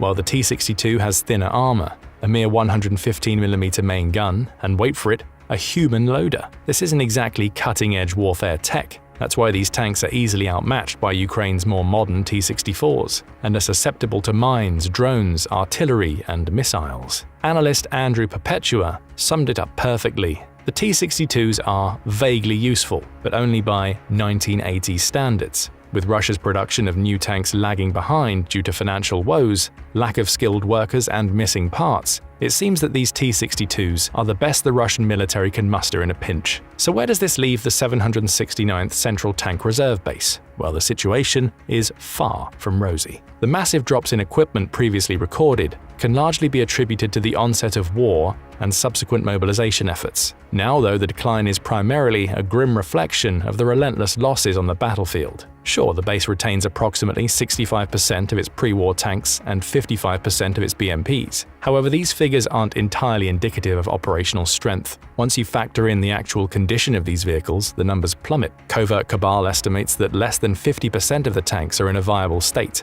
and the BMPs, it's less than 30. A sorry state of affairs. In essence, the 769th base has become nothing more than a dumping ground for rusted relics and damaged equipment. With each passing day, the situation looks bleaker, and the chances of turning things around grow slimmer. Still, the Russian military continues to rely on these outdated models, raising a glaring question about its long-term viability on the battlefield. But what do you think? Can Russia do anything to replenish its dwindling stocks, or is the 769th base destined to empty out completely? If you think the latter situation is more likely, let us ask you another question. When will this happen based on the current rate of attrition?